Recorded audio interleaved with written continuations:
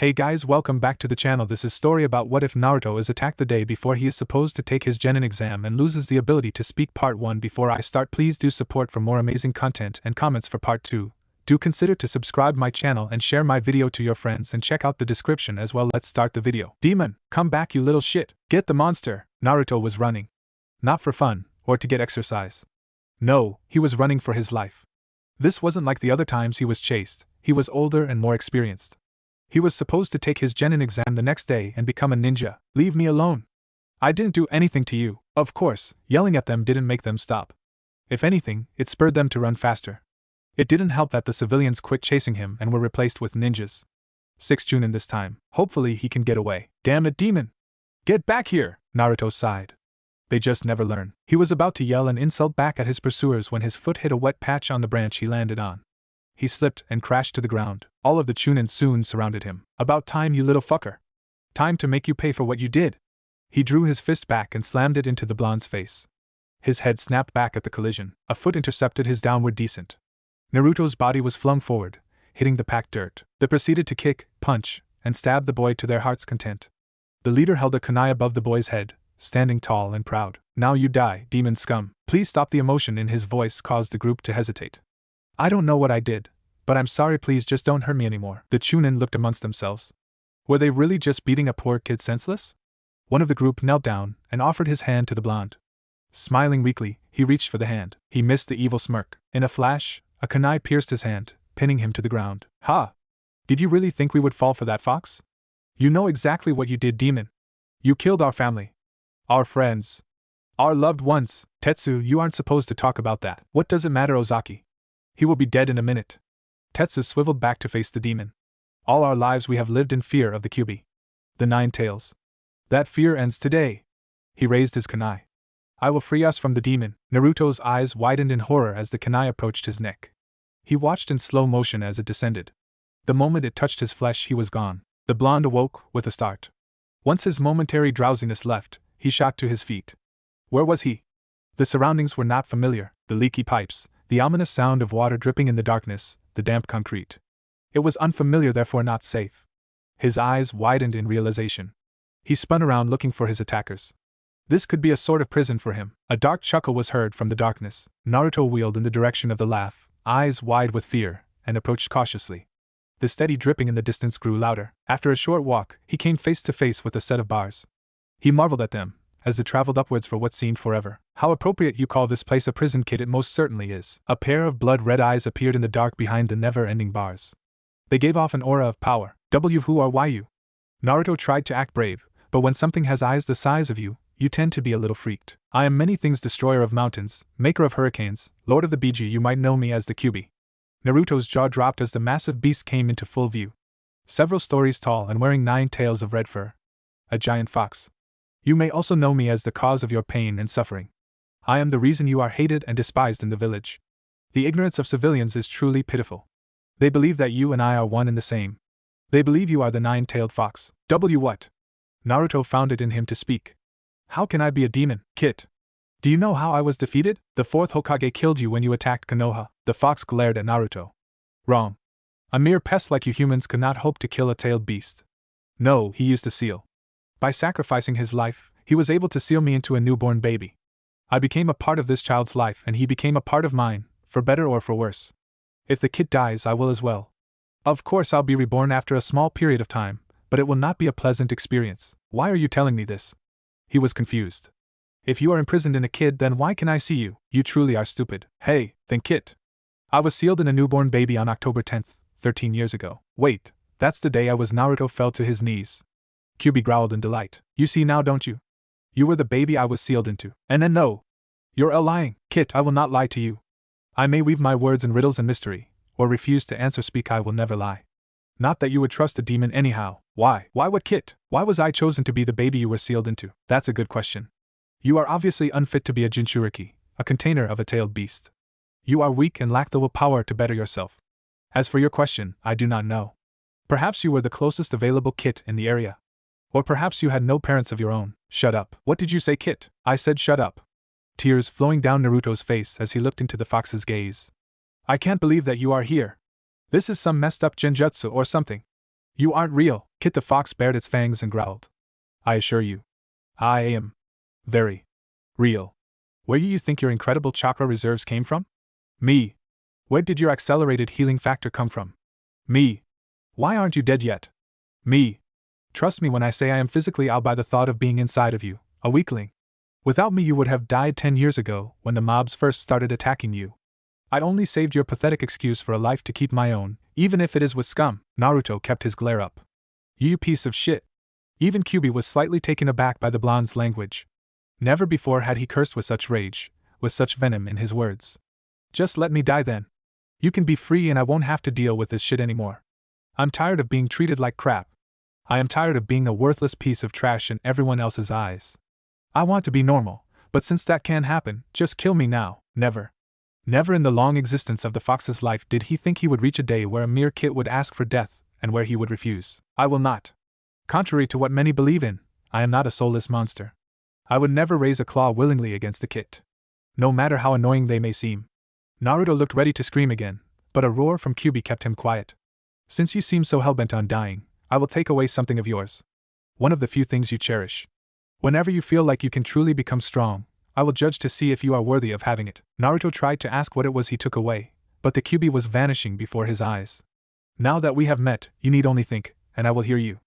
It will be much easier to communicate without having to drag you here. A flash of light later, Kyuubi was gone. Konoha Hospital, alive, but we have never seen something like this. It won't let us, Lord Hokage. It's not repairing. Naruto opened his eyes only to shut them again in the presence of a blinding light. A few moments later, had turned it off. When he cracked his eyes open again, he saw a familiar figure standing before him. Hello there, Naruto. Glad to see you are doing better. Naruto nodded. Tell me, how are you feeling? The blonde opened his mouth to reply. No sound came out. He shook his head and tried again, only to receive another failure. He started panicking. His voice was gone. But how could it? Miss me, kid? The blonde flew out of his hospital bed and onto the ground, looking around in a panicked manner. Kyuubi? Yes, Kit. Now stop flailing about before you give this old man a heart attack, not that I would mind. Naruto. Are you alright? The old man was kneeling at his side in a moment. Naruto shook his head. The Hokage couldn't help but wrap the poor kid in a hug. The shaking of his body told him all he needed to know. Naruto, I know you are a smart boy, so you understand what I am about to say. After A&BU found you unconscious and apprehended those involved, they brought you here for medical treatment. Do you understand so far? The boy nodded. After your wounds were healed, one of the medics found that your vocal cords had been rendered useless by a dark chakra. They tried to heal them, but the muscles wouldn't respond to their attempts. I'm afraid you won't be able to speak again. The blonde stiffened. This is what you took? Yes. Unless you have the will to live, your voice means nothing. Your opinion means nothing. You mean nothing. Give it back. I want to be able to speak again. It's not fair. Life isn't fair, Kit. Deal with the consequences. Naruto? The Hokage shook the boy out of his stupor. The blonde looked up at the old man he considered one of his friends. Good, I thought I lost you. Now I know it is a bit late, but if you would like, since you are all healed up, you may go to the academy. Today are your genin exams. Naruto nodded slightly. He would like to go still. Great. Now let me write a letter for Irika and I'll let you go. The Hokage left the room, and Naruto felt sad. He was always known as the loud and obnoxious boy. Maybe, just maybe, he had a chance to change his image. To be more than just an annoyance. The door opened to reveal the Hokage with the letter in hand. Here you are, Naruto. You better hurry though, the examination is about to begin. He held the letter out for the blonde. Naruto took it and left quickly. As he was running down the hall, Hiruzen sighed. It was a sad day indeed to see a mere boy attacked by Konoha ninja. Naruto was standing at the classroom door, staring at it. He wanted to go in. He wanted to be a ninja, but the kids in the room were hateful. It might be better to just know. He had to do it. Deciding all finished, he pushed the door open. Everyone turned to stare at him. Looks of hate and disgust. Irika smiled. Hello, Naruto. Glad you decided to drop by. You missed the first. He was cut off when a letter was handed to him. Irika opened and read it. His face dropped into a frown. I'm sorry that happened, Naruto. Please take a seat. I will speak with you before you take your test. Hey Irika-sensei, why does Naruto get to stay? He was late. A pink-haired girl yelled out, a few others muttering in agreement. Irika looked at Naruto, asking a silent question. Naruto stiffened and nodded slowly. He really didn't want to be the center of attention over the incident, but it might keep the others off of his back for a little while. Naruto was attacked by ninja last night, and was in the hospital, until just a while ago. He had lost the ability to speak due to the ninja and it cannot be fixed by any of our doctors. Now if you are done, Miss Haruno, I would like to finish what I was saying. The other students gave him looks of pity, some just smirked. Naruto toned them out and set his head down. An hour later, Iruka was calling kids down for the exam. The blonde didn't even realize half of the students had gone already. He laid his head back down, but a finger poked his shoulder. Naruto ignored it, but it poked him again. The blonde turned towards the offender. Kiba was staring at him. Is it true what Iruka-sensei said? You really can't talk anymore? Naruto nodded slightly. Man, that sucks. Do you know any sign language? Naruto shook his head. Troublesome. Well, you don't have to answer any more questions in class now. Shikamaru, sitting next to Kiba, sighed. I wish I never had to answer questions in class. Before long they too were called down, until Naruto was the last one in class. Iruka came into the class and looked up at the boy. Come on Naruto, let's give you a Hittite. Naruto smiled and left his chair for the exam room, Iruka in tow. Once inside the classroom, Iruka placed a hand on the young boy's shoulder, halting him. Naruto, how did this happen? Naruto pointed to his throat and Iruka mentally smacked himself for forgetting so quickly. You can write on the chalkboard if you like. Naruto nodded and walked up to the board and began writing. Iruka turned from sad to angry and disbelief. I was attacked by 6 Konoha Chunin yesterday. Before one of them could kill me, I passed out. When I woke up, I was inside a prison-like place. After exploring it, I met Kyubi. He told me about how he was sealed inside me when I was a baby and that's why I was hated. I told him to kill me so I didn't have to be hated anymore, but he refused. Instead, he took away my ability to speak. Until I give up this mentality, I won't be allowed to speak another word. Iruka was angry, at both himself and the villagers. This boy was treated badly because of what he had no control over. Worse yet, he now knew about the Kyubi. If he asked the Hokage about it, Naruto might never speak again because they already knew. He raised his head at the sound of chalk scratching the board. Why did the 4th Hokage pick me? Iruka stared at the question a long time before answer. Naruto, I don't know why you were picked. If I did, I would tell you. The blonde seemed to buy it and nodded. After a second he started writing again. Did you know my parents? Why did he have to ask these questions? Iruka could very well just tell the boy and hope he doesn't get mad, but an order is an order. No, I did not. I'm sure they were wonderful people to have such a wonderful son. Naruto couldn't help but smile at what Iruka said. He continued to write. So can I be a ninja or what? Iruka laughed at the boy. I'm sure you will be, but first is the test. Let's erase this first, then we can get started. He gave an eraser to the boy and they began cleaning the board. Once all was finished, Iruka turned to Naruto and grew stern. Okay Naruto. I want you to do a kawarimi, a henge, and a bunshin. Do those 3 and you'll pass. Naruto's face fell. He couldn't do a bunshin. He reached for the chalk and hastily wrote. I can't do a bunshin. You can't do a bunshin? Naruto shook his head. I'm sorry then Naruto, I can't pass you unless. He was interrupted by the sound of frantic writing. But it is not my fault. The old man said that I have so much chakra that doing a normal bunshin just kills it. He taught me how to do a different type of clone though. Please let me do that instead. Iruka raised his eyebrows at this. What kind of clone? Kage bunshin no jutsu. Iruka's eyes widened. Naruto can make a shadow clone. If you can do kawarimi, a henge, and make 2 shadow clones, I will let you pass, but only after talking to the Hokage. I don't want to find out you lied and actually stole the forbidden scroll or something. Naruto nodded happily. He took a deep breath and switched himself with Iruka. Good Naruto. Next the henge. Naruto transformed into Iruka. Iruka inspected the henge closely before nodding. Very well done. Finally the bunch Kage bunshin. Naruto closed his eyes and focused his chakra. He called out the jutsu's name in his mind. Suddenly 20 Narutos appeared, scaring Iruka. Naruto, that's incredible. He turned his gaze to his sheepish student. You deserve this. He handed the blonde a Hittite. Naruto's eyes widened as he held it, gazing at its beauty. He looked up to his teacher with tears in his eyes. Iruka smiled and hugged his student. He pulled away after a minute and patted his head. Now don't forget to be here tomorrow at 9 a.m. for team selection tomorrow. It would be a shame if you missed that after becoming a ninja. Naruto nodded. Today was the start of a new life.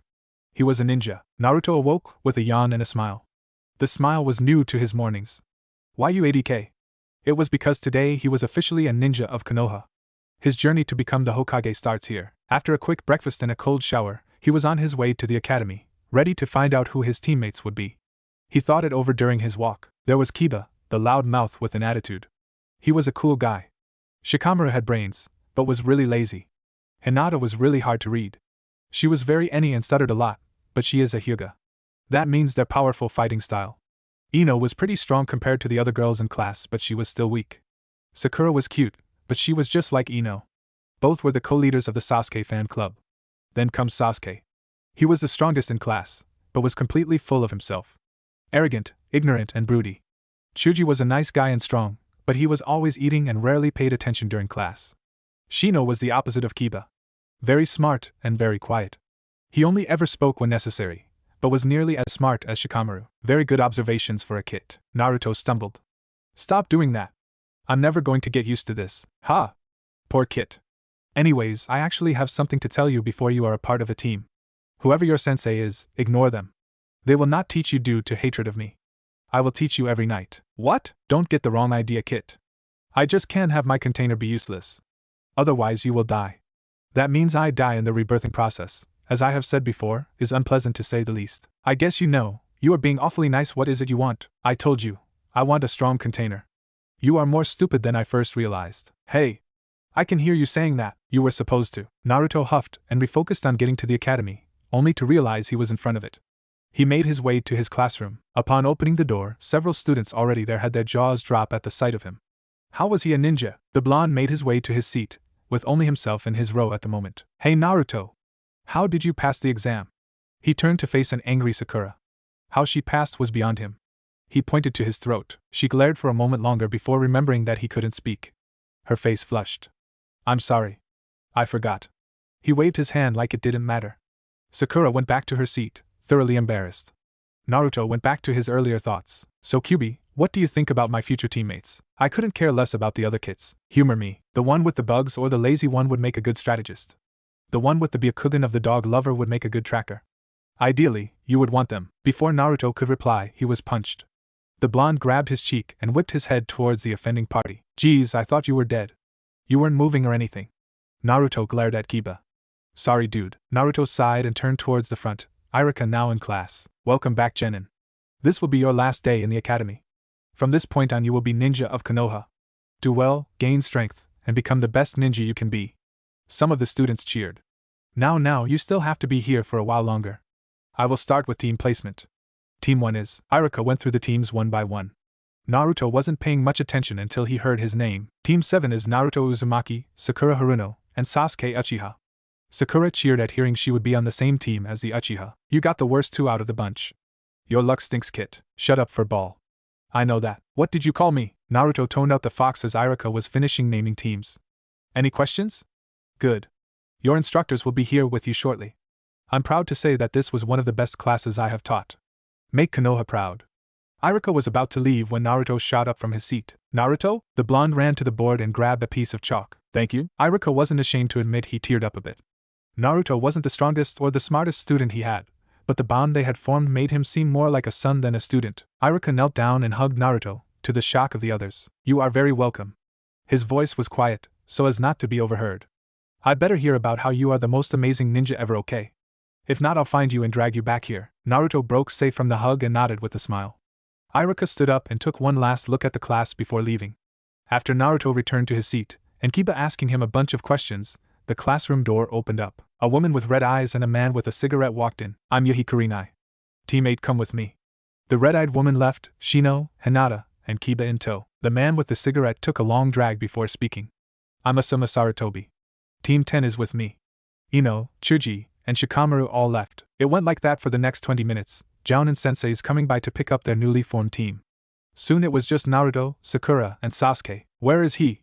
Sakura screamed after sitting still for an hour and a half. Can I eat the banshee? No, you're no fun. He is a Jounin. He probably has other responsibilities. He will be here. Naruto looked over at the Uchiha. He was being as broody as ever. As much as he hated it, he would like to know more about his teammates. They would be working together for a while. He moved to the blackboard, gaining the attention of the others. It would be a good idea to learn more about each other. This way we can be more effective as a team. That's a good idea. Sasuke, tell me about yourself. Naruto facepalmed. That's not what he meant. Sasuke actually smirked a little at this. Naruto. Sasuke spoke to him. You start. The blonde shrugged and began writing. I am decent with ninjutsu. I don't know many. I can only break a genjutsu, but due to my massive amount of chakra, I cannot preform them. My taijutsu is passable.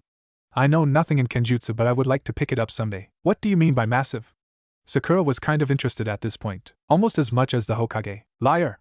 No genin has more chakra than Sasuke. Naruto just shrugged his shoulders and began writing again. Then go ask the Hokage. He will tell you the same thing. Previously, Sasuke had no interest in the blonde. Now, after learning a bit about him, he found Naruto rather interesting. I have a great deal of ninjutsu at my disposal. My taijutsu is above average, but my genjutsu is terrible.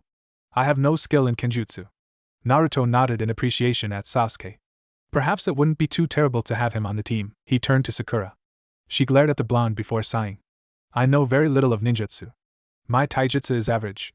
My genjutsu and kenjutsu are non-existent. Naruto frowned and began writing again. You have a small pool of chakra, so genjutsu should come easier to you than most. Why do you have no skill in it? Sasuke held back a smile as Sakura got angry. What do you mean? That's rude, Naruto. I'm making an observation. You should ask our sensei about genjutsu when you have some free time. I think you would do well in it. Sakura flushed before turning away. Whatever, you idiot. What about me? The blonde turned towards Sasuke. What should I learn? If you could give Sakura advice from just her skill level, you should be able to do the same for me. Naruto arched an eyebrow.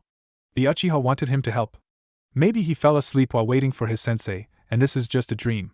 Either way, he began to write. From what you have said, I think chakra control is what you should focus on. You have a big pool of chakra, but can't use it efficiently. You waste more than you should. That will let you use more ninjutsu during a fight. Sasuke nodded. It was a fair assessment. Sakura, however, took it as an insult towards her beloved Sasuke. What do you mean, idiot? Sasuke is the best at everything. As she continued her rant, Naruto cleaned the chalkboard. A man with silver hair walked in and stared at the scene. They all turned to face him. My first impression of you is you are all stupid. Meet me on the roof in 5 minutes. He left via Shunshin, a swirl of leaves in his wake. 5 minutes later, the group sat atop the academy roof. Let's start with introducing ourselves. Likes, dislikes, hobbies, dreams, goals for the future, and whatnot. Sensei, why don't you go first to show us how it's done? Sakura sat at attention, ready to make a good impression. Very well. I am Hatake Kakashi. My likes I can't tell you. My dislikes I can't tell you that either. I have no hobbies. As for dreams, I never really thought about it. The group's sweat dropped at their sensei. Pinky, you are first. I'm Sakura Haruno. I like, she blushes and looks at Sasuke. My dislikes are Ino and Naruto. My hobbies are, she giggles at Sasuke. My dreams are, she looks at Sasuke and squeals. Okay, Broody, you're up. My name is Sasuke Uchiha. My likes are few and my dislikes are many. I have no hobbies and my dream is to kill a certain man. That was depressing. Bondi, your turn. Naruto opened his mouth to speak, but quickly closed it. He almost forgot he couldn't. Don't be shy. I won't bite, Kakashi-sensei. Sakura fit the attention of their teacher. Naruto can't speak. He was attacked by ninja and lost the ability to. Kakashi's visible eye widened a bit before returning to its normal state. I see, well, that's fine. Tomorrow meet at Training Ground 7 at 6 a.m. You will take your test then. What? But sensei, we already took our genin test. Sakura seemed angry. That was just to weed out those who had no chance at becoming genin. This test will determine if you can actually become genin. Kakashi stood up. Oh, and don't eat anything, you'll vomit if you do. Kakashi disappeared in a swirl of leaves. The Hokage Tower. Lord Hokage, you can't really allow that boy to become a ninja. The Hokage was in the middle of a meeting with the elders. He really hated this. I've told you once and I will tell you again. Naruto shows great skill as a ninja and would benefit Konoha greatly. Now leave. I have work to do. The elders bowed before shuffling out of the office.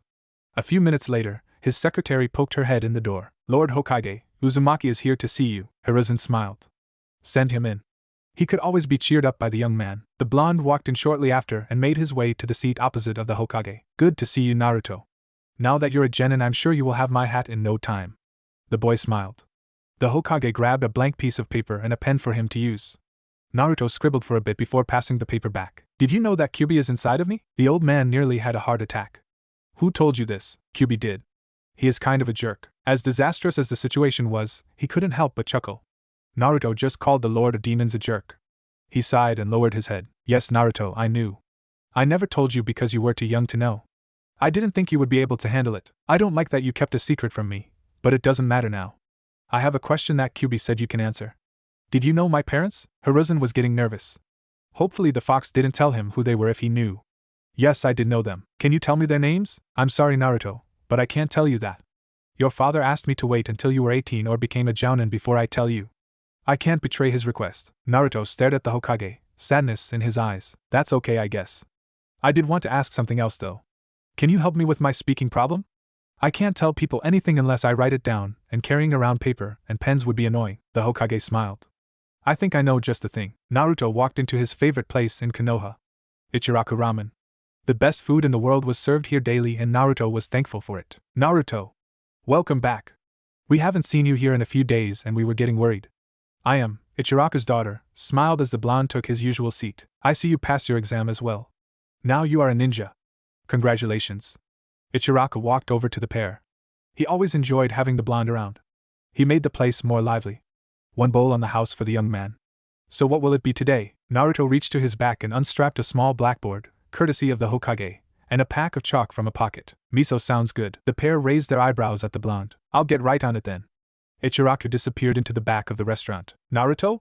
Why are you writing on a blackboard? After a few minutes, and several times erasing the board, he finally told the two his story. That's terrible. You won't be able to speak again? Ayam was crying. Her father patted her back comfortingly. A few more minutes flew by and the blonde was on his way home. Upon reaching his destination, he quickly flopped into bed, ready for some well-deserved rest. No rest for you, kid. We will be training tonight. Come on. There's no way I can train in this condition. I'll drop to the ground after an hour. We can start tomorrow. We will be training in your mind. You can sleep to let your body recover, but you will be learning what I can teach you tonight. Ugh, fine. He's late. Are you sure I can't eat the banshee? You cannot eat her, period. Why is he always late? We'll see. I look forward to it. Team 7 sat in the training grounds as it approached 8 a.m.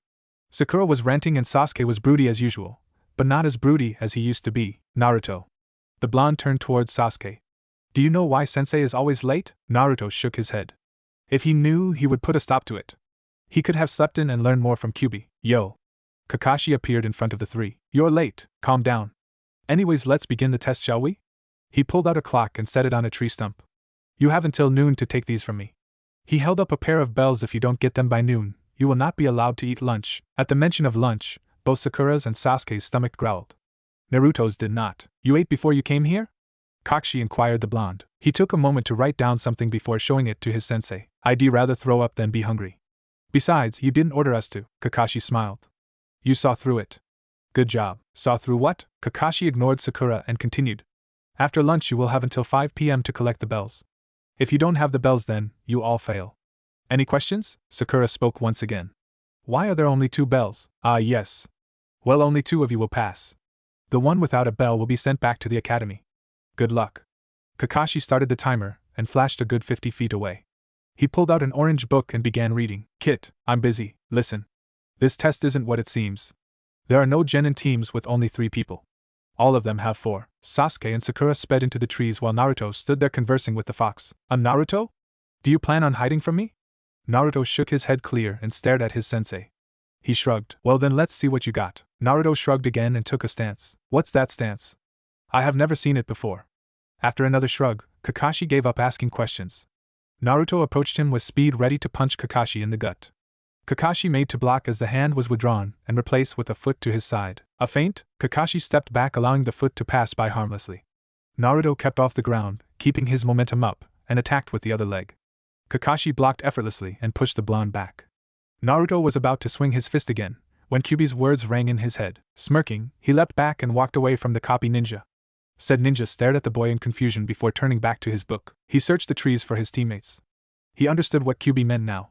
The test was supposed to make them fight against each other, when in reality they should work together to get the bells. Teamwork. He mentally made a note to thank the fox. Soon he came across Sakura, hiding in a bush, and sighed. This would really suck. He knelt down and poked her shoulder. Ah! She turned around to find her attacker, only to see Naruto sitting there writing instead. What the hell, Naruto? Why would you do that? I figured out what the test actually is. If you want to pass, come with me and find Sasuke. If not, we will all be at the academy tomorrow. She glared at the blonde, but stood up anyways to show she was ready. Naruto smiled and started running in the direction Sasuke had gone. A few minutes later, they found their teammate in a tree. Sasuke! He looked down to see his teammates standing there. Naruto said he figured out the test, and if you want to pass, get down here now. Sasuke jumped down from the tree and sighed. Let's hear it. Kakashi was happy. He was reading his book and his team was nowhere to be found. The peace and quiet of it all was almost serene. He could easily take a nap right here. That is, if he wasn't carrying the bells for the test. He would need to remember to come back here to nap sometime. Dai-sensei, now Kakashi had heard some weird things in his time. Requests and death threats were often thrown his way. However, he never expected a pink-haired genin, wielding a kunai, to charge at him telling him to die. This was a first for the copy ninja. He sidestepped the lunge, only to block a punch from Sasuke. He threw Sasuke off balance and turned back to the pinkette. She lunged again, and he easily disarmed her. Naruto came up for a kick from behind his sensei, but his sensei ducked. Naruto jumped back as Sasuke was finishing his hand seals. Katon, Gokakyu no Jutsu. A large ball of fire erupted from his mouth and raced towards Kakashi.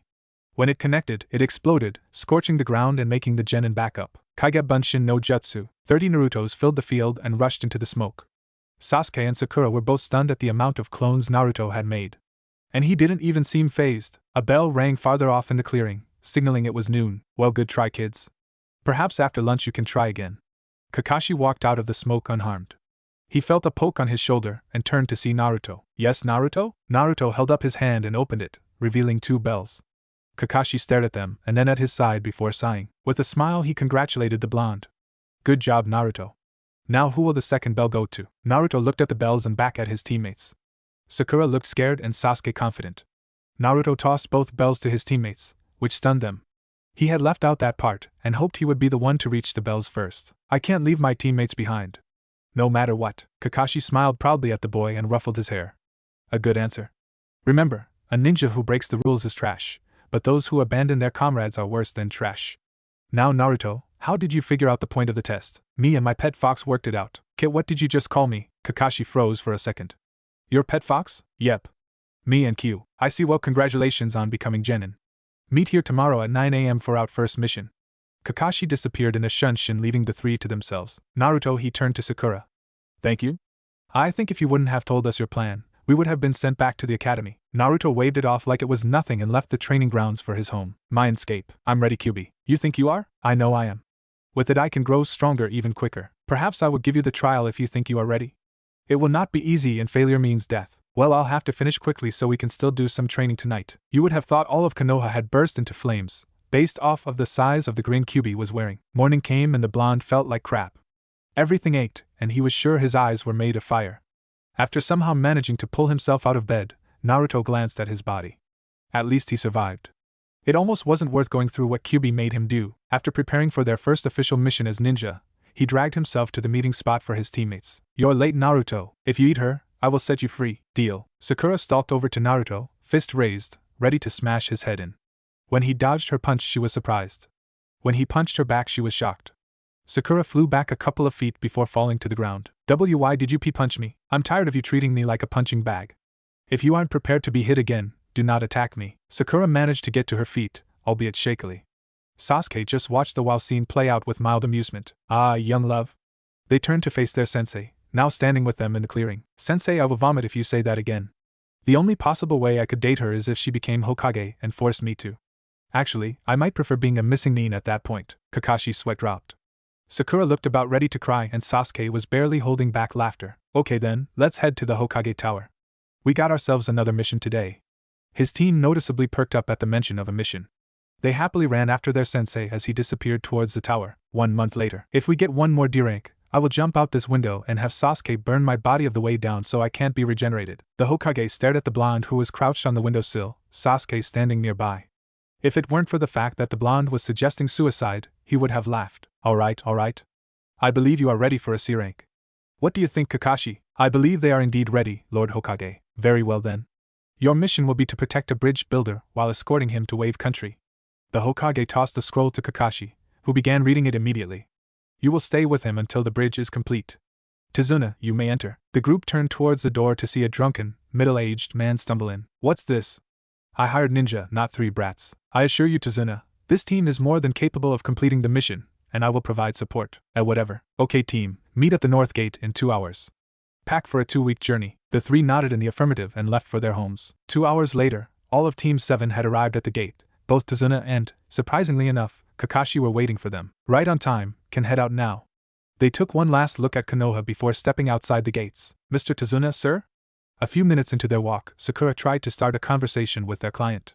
Are there any ninjas in the wave? No, Sakura, that's why he hired us. If there were, he would have hired them. Kakashi stated with looking up from his book. She bowed her head stiffly and continued in silence. Hey boy, why do you have a chalkboard on your back? An hour into their journey, Naruto looked to Kakashi, so he wouldn't have to answer himself. He lost the ability to speak after being attacked by ninja. Luckily he didn't lose any more than that. I see. The bridge builder seemed to furrow his brows before sighing. Nightfall came and went, and once again the team was on the road and ready to fulfill their duties. Naruto felt something. He was sure what, but it was off. Perhaps now was the best time to use Kyuubi's gift. He rolled up his sleeve, revealing a fox tattoo, red and black and wearing 9 tails. Kakashi's eye widened as Naruto bit his thumb and rubbed it on the tattoo. Kuchios no Jutsu. After a small puff of smoke, the group stared at the creatures in front of them, and their jaws dropped. Minus Sasuke. He was just staring wide-eyed. A dark gray fox with blue eyes and 3 tails, and a snow-white fox with green eyes sporting 2 tails appeared. Both of them came up to Naruto's knees. Before Kakashi could ask, the white one spoke. "What is it you request, Master Naruto?" A brief moment of silence later, the gray one bowed, and the white one moved closer to Naruto before speaking. Her voice was surprisingly pleasant. "At Master Naruto's request, Shiki and myself will assist you on your mission. Shiki is an excellent tracker. I'm afraid I do not stand out in the skill department, but I shall serve as Master Naruto's voice for the remainder of his life. I am Ritsuko.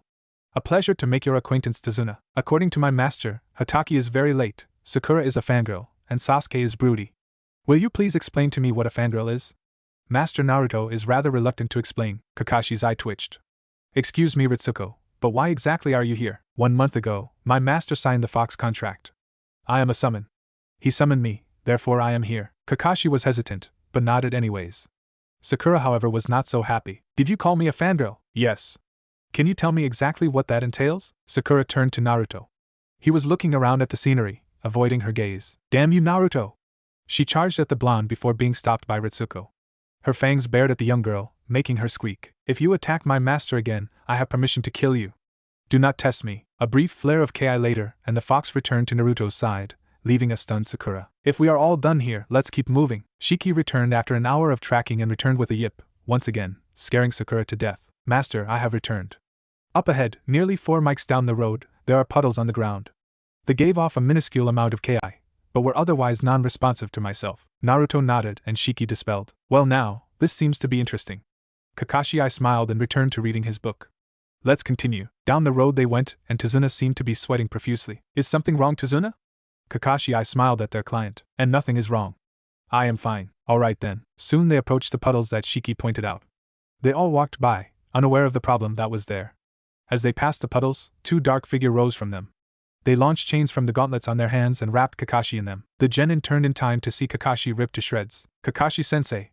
Sakura screamed. "Sakura, guard Tazuna. Sasuke, you and me can deal with them." After a second of confusion, the 2 realized that Ritsuko was conveying Naruto's orders. 1 down, 1 ninja charged. 3 to go. The other followed suit. Sasuke took up a stance with a kunai in each hand. Naruto summoned another fox, this one dark red with blue eyes.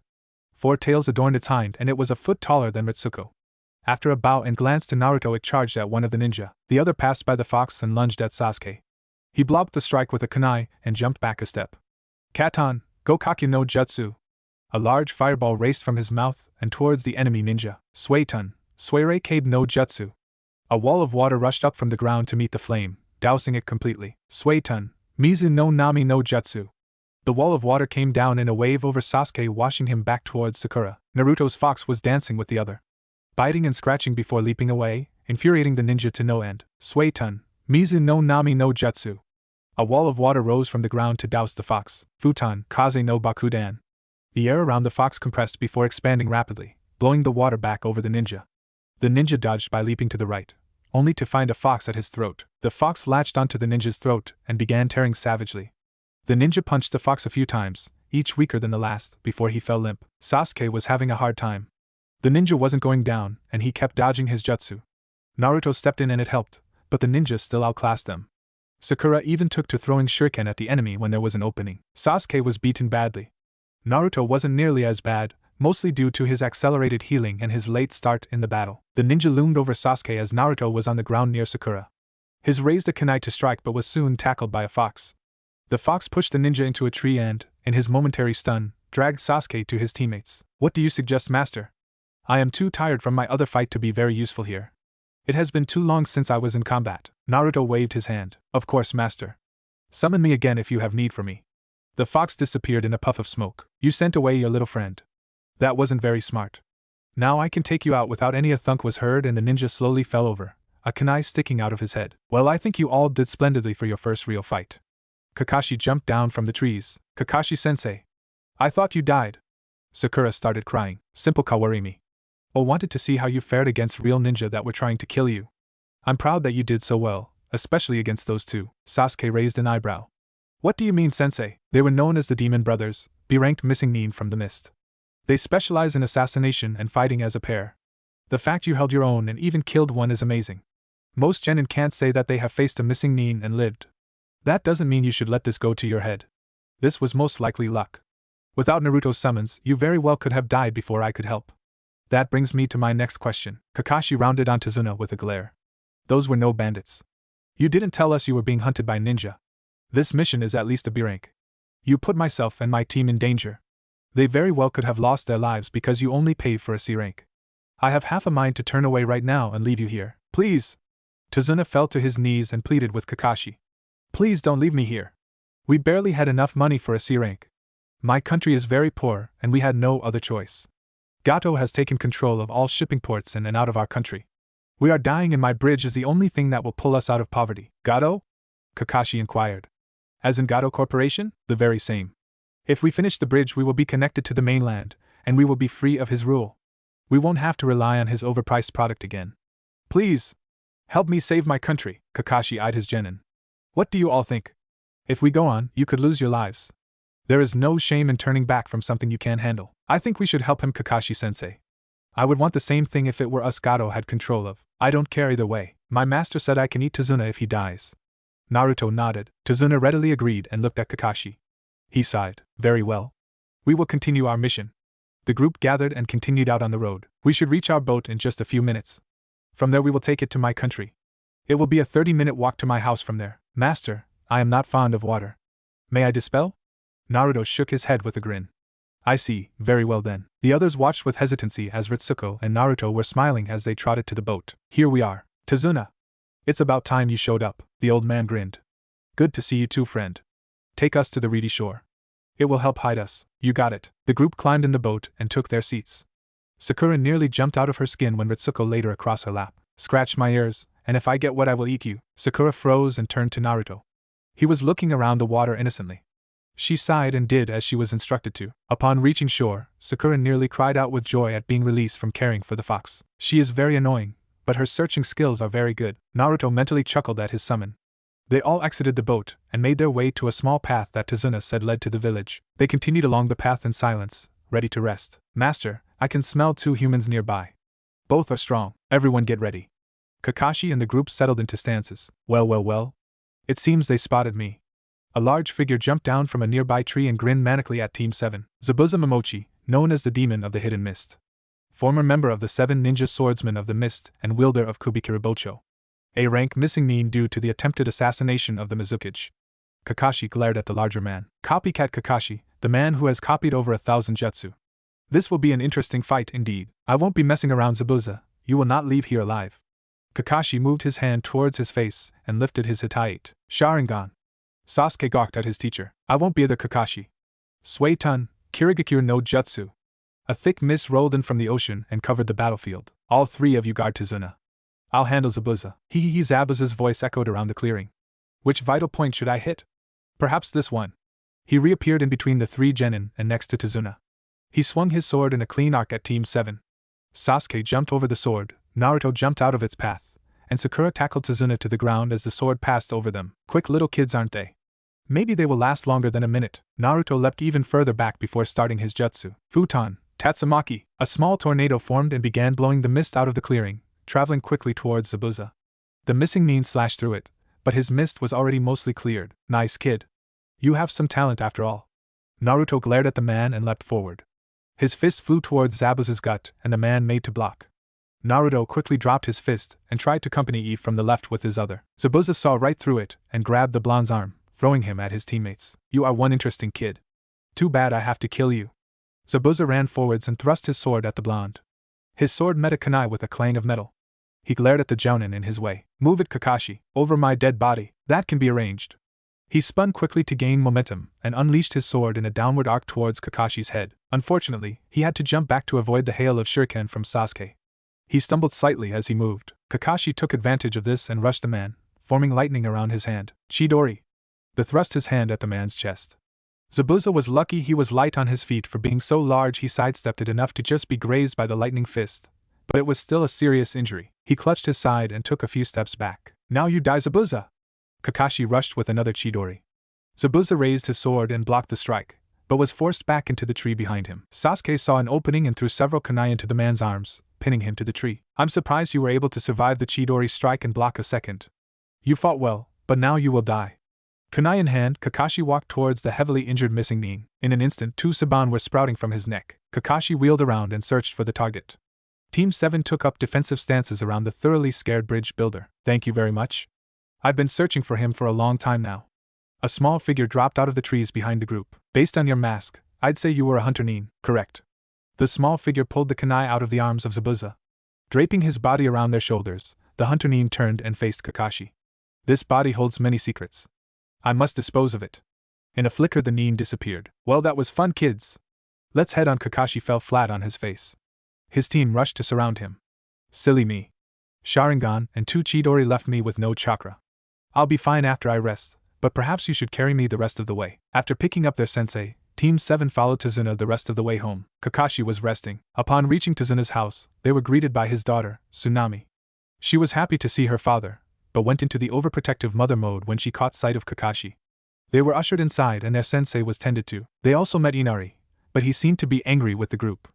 It was unexplainable, but they left him alone.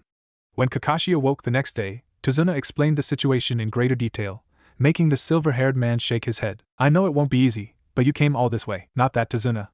I just realized that Zabuza is still alive. Sakura spit out the tea she was drinking. What? A hunter Nin is supposed to decapitate their target and burn the body where they die. The fact that the hunter Nin took the body means that they work with Zabuza most likely. But sensei. He took 2 Saban in the neck. He had to have died from that. True, he should have. However, there is a special way to put someone in a death-like state. It's incredibly hard to do, but the fake hunter Nin must be very talented to do it. Luckily for us, it will take Zabuza at least a week to recover from that. We have a week to train and hopefully that's enough to help you beat the fake hunter Nin. Sensei, you can barely sit up. Sasuke pointed at the Jounin. How will you be able to train? I will focus on recovering. I will need to be at 100% to beat Zabuza. Find me a pair of crutches and I will show you what you will be doing for a week. After several promises to Tsunami about not doing anything dangerous and being safe, Kakashi was allowed to hobble his way out of the house. It took a few minutes, but they made their way to a small wooded area about a half-mile away from Tazuna's. All right. I want you all to climb trees.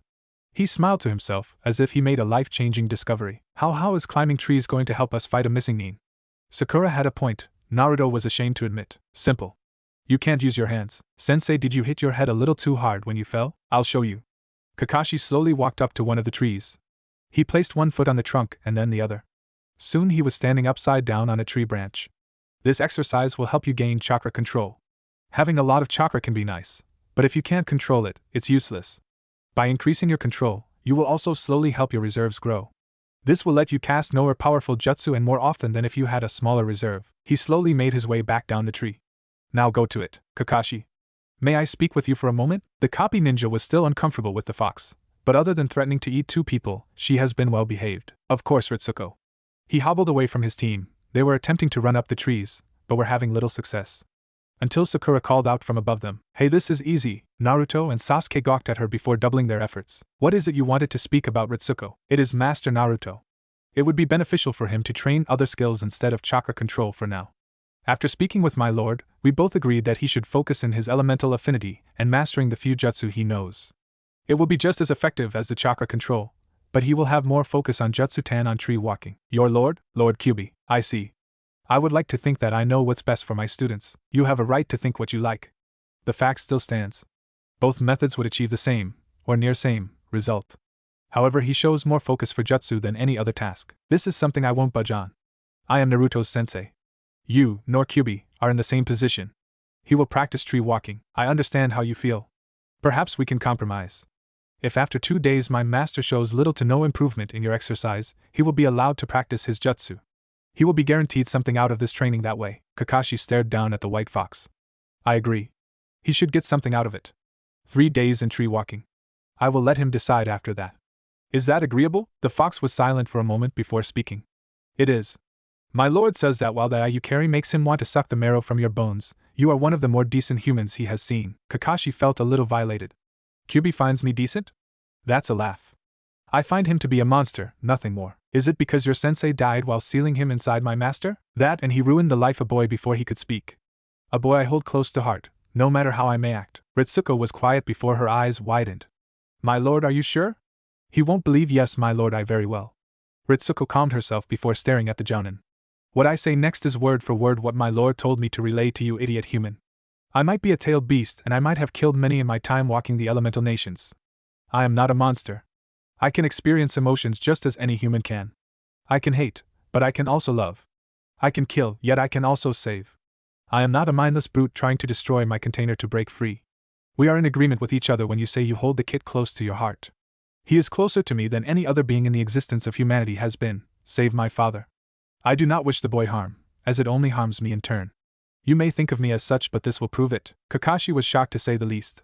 He was talking to the Kyuubi, in a semi-civilized manner, and was now being told off by him. How exactly do you plan to do that? My lord would like to know if you would like to hear your sensei's last words. The Jounin narrowed his eyes. For all I know, Kyuubi is just making this up. My lord is many things, but a liar he is not. He told my master the same thing. He was torn. He could preserve the memory of his sensei and never know what he said before he died, or he could learn what he said and have said image ruined. I don't understand. Why would Kyuubi want to tell me that? My lord can tell you harbor a slight hatred towards my master. If it wasn't for him being born, your sensei would be alive. We both think it would be best if you lose that hatred. If not, we will eliminate the problem. You would try to kill me? Kakashi glared at the white fox. Fine, what did my sensei say before he died? Please sit. Kakashi did as he was told. Ritsuko placed her front paws on his knees and touched her snout to his forehead. Flashback. This is the only way to stop the fox. Sarutobi stared at the blonde Hokage. Minato, please let me do it. The village needs you. Minato gave a half-hearted smile. I can't. The fox won't stay down for long with the seal I placed on him. He started walking towards Kyuubi, chained to the ground and snarling less than 100 feet away. Make sure my son is treated as a hero. Minato stopped to look at the old man. He will save the village every day of his life by keeping the fox at bay. Someday, he will understand why I did what I did. My students will hate him the most for killing their sensei. Especially Kakashi. I want one of them to teach Naruto how to be a ninja. Make it happen. Minato took a deep breath and faced the fox. Starting his hand seals, he whispered. Forgive me, Naruto. Present day. Kakashi opened his eyes and stared at the summons. His sensei knew he would hate Naruto. He knew, but he wanted him to teach his son. To help him along his path as a ninja. In a sense, he felt that Minato entrusted his son's life to himself, and he hated himself for being so stupid. I think I understand. Thank you, Ritsuko. The fox nodded, but perked up in a second. She smiled, which looked like a feral smirk, and vegan hopping around yipping excitedly. Why are you? Kakashi was cut off, but a flash of light and a puff of smoke. When it cleared, he could clearly see Ritsuko sitting proudly. She was still white, but her paws and ears turned blue, the new color blending into the white. She also had 3 tails now. What just happened? The number of tails a fox has is directly related to the respect my lord has for said fox and their power. By helping you, and indirectly helping my master, my lord granted me their tail. Her head was held high. Kakashi was unsure of how to proceed, but he settled on an easy way out. I guess congratulations are in order. Thank you, Kakashi. Now then, you should return to the den provided by Tazuna. Resting your body is your first priority. He shook his head and turned to the house. Who knew he would taking orders from a fox less than half his size? Naruto was tired. Tree walking was harder than it looked and was even more difficult for him due to his large reserves. He was huffing on the ground alone. A few hours earlier, Sakura and Sasuke left to go eat, and he assumed they were done for the day. He stood up and prepared himself to run at the tree again when he caught sight of something out of the corner of his eye. He turned and saw a girl kneeling by a tree. She had long black hair and her figure was rather small. Naruto approached her, and she turned when she heard the leaves crunch. Hello there. Naruto was stunned. She was very pretty. He was just like any other boy who thought about girls, but he wasn't a pervert by any means. This girl was definitely one of the best-looking girls he had ever seen though. He pulled the chalkboard off of his back and began to write. He had kept it in case Ritsuko wasn't nearby. Hello? May I ask why you are out here though? I am gathering herbs for a friend. He was injured badly when an animal attacked him. I am curious as to why you write instead of speak. I was attacked by ninja a little over a month ago. I haven't been able to speak since. Yet you are a ninja yourself? I want to be the Hokage. This way people will look up to me and respect me. I see. Perhaps we can learn from each other. I was kicked out of my village when I was young and my friend saved me. I want to become stronger to better protect my friend. I'm sorry. My village hates me as well. The girl was silent. She flushed slightly and apologized to Naruto, confusing him. I'm sorry. I just realized I never introduced myself. I am Haku. I am Naruto Uzumaki. Nice to meet you, Uzumaki. Just Naruto is fine. May I ask you a question, Haku? You may. How are you so happy? If you were hated by your village, why aren't you angry? Haku was curious as to why he would ask something like that. She stared at his eyes and saw sadness. He was sad about life. Things seemed to be hard for him, even before he lost his voice. She reached out and placed her hand on his shoulder. Naruto flinched at the contact but didn't move away. Do you have a precious person? What do you mean? Do you know someone that you would die for without hesitation? Someone who would do the same for you if put in a situation like that? Do you have someone you care for above all others? Naruto nodded. He would die for the old man in a heartbeat. Same with Iruka-sensei. They were the only two who ever cared about him. That is how I am happy. I have a precious person. I would gladly die for him if it meant he would continue living. Naruto glanced at Haku. He blushed at her smile. Are you okay? You seem to have a fever? Naruto flushed deeper and turned away from the girl. She could hear hesitancy in the words he was writing. He held the board in front of Gia's face when he turned back. I'm not used to talking to pretty girls. Haku flushed. He thought she was pretty. She saw him peek around his board, his face still red. Thank you, Naruto. I've never been called that before. She almost ran when she saw his reaction. Naruto looked ready to kill someone. He began furiously writing on his board and nearly shoved it in her face when he was done. That's crazy. Everyone you know must be blind if you have never been called pretty before. Haku was touched. This boy that she has only seen twice was adamant that everyone was wrong to not call her pretty. She had never particularly cared about her looks before, but no felt self-conscious in front of the seething blonde. It's alright. I don't mind. I don't talk to many people anyhow. Naruto was silent for a while, not even glancing at his board, his brow furrowed. Haku stood up and was about to leave when she felt a tug at her dress. She looked down at the boy and saw the board shaking in front of him. Can you come back tomorrow? I like talking to you. She didn't know what to say. All her life she was a tool for her master to use. She was in the background, but Naruto wanted to talk to her. He wanted her attention for nothing more than to get to know her. I will try to come back. She felt her cheek tighten at seeing the blonde grin. He was happy about getting to see her again. Goodbye, Naruto. He waved as she walked away. The whole way back she thought of nothing but the boy. Every day for the next 6 were the same. Team 7 would wake up, eat, train more, eat, then go to sleep. Little did they know that Naruto was doing more than training. He was able to make it halfway up the tree after 3 days, so Kakashi told him that he should work on his jutsu instead. Naruto happily agreed. After the final training session, Sakura and Sasuke would go home and Naruto would meet with Haku. They talked for hours at a time, learning more about each other and laughing together. The blonde loved hearing Haku laugh. To him it was an amazing sound. When he told her that, she blushed and waved it off, but inside she was beaming. She almost forgot that they would be fighting soon. She was excited for their next meeting and was humming slightly on her way there. When she reached the meeting spot, however, she saw Naruto curled against a tree. He was crying. Naruto! She yelled and ran towards the blonde. He raised his head and saw her, but the crying continued. Naruto! She fell to her knees next to him. What happened? What's wrong? Nothing prepared her for what happened next. The blonde jumped at her and cried into her shoulder. He was hugging her. Haku was still for a few moments before she slowly wrapped her arms around him. Naruto, tell me what happened. You will be alright. I'm here, don't worry. She never thought that she would be comforting someone, let alone be hugged. The feeling was pleasant, but the circumstances were not. After a few minutes, Naruto pulled himself away and began writing on his board shakily. Flashback. His teammates were curious. The blonde had been exceptionally happy the past few days. They tried to get him to explain what was going on, but Ritsuko growled at them. Tsunami was happy to see the boy in such high spirits. She often praised him for keeping happy in such a time. That happiness was not to last though. During one of the meals the group was having, Inari came into the room looking even more angry than usual. You are all going to die, Inari. His mother scolded him for such talking. Well, it's true. Anyone who faces Gato will die. You should leave while you can, Inari. Apologize. It's okay, Tsunami. Kakashi waved his hand. We have been through worse than Gato. We will make sure he pays for what he has done. Liar! You all live in that big fancy ninja village. Being protected and having money means nothing to you. You don't know what it's like to suffer. Kakashi stiffened, and everyone slowly turned towards Naruto. He was leaking ki like he had enough to drown the country in it. We don't know what suffering is. Ritsuko bared her fangs from her seat in Naruto's lap. My master has been through more than this entire village will ever see. He was beaten mercilessly since he could walk. His entire village thinks of him as no more than a walking target. He lost his voice when he was attacked by 6 ninja from the very village he lives in. He has endured more pain than most will see in a lifetime, and he has not even reached manhood. For one that talks of suffering, you have more than my master has ever had. You have a family who loves you, food on the table, and a roof over your head. Naruto had already left by that point. Tell me, kid, have you ever had to sleep in an alleyway, hoping you wouldn't freeze to death by morning because you couldn't find rags to cover yourself? No, I haven't. Have you ever had to go for days without food because you were chased away from trash cans, the only place you could find any? And no, have you ever been chased down the street, an angry mob running after you, tiring you out so when you finally stopped you couldn't fight back? He was beaten for hours at a time nearly every day. He lived on the streets for 4 years. He is only alive because he heals too fast for starvation to kill him. The next time you think about talking about your suffering, look at him. You live like a king compared to what he has been through.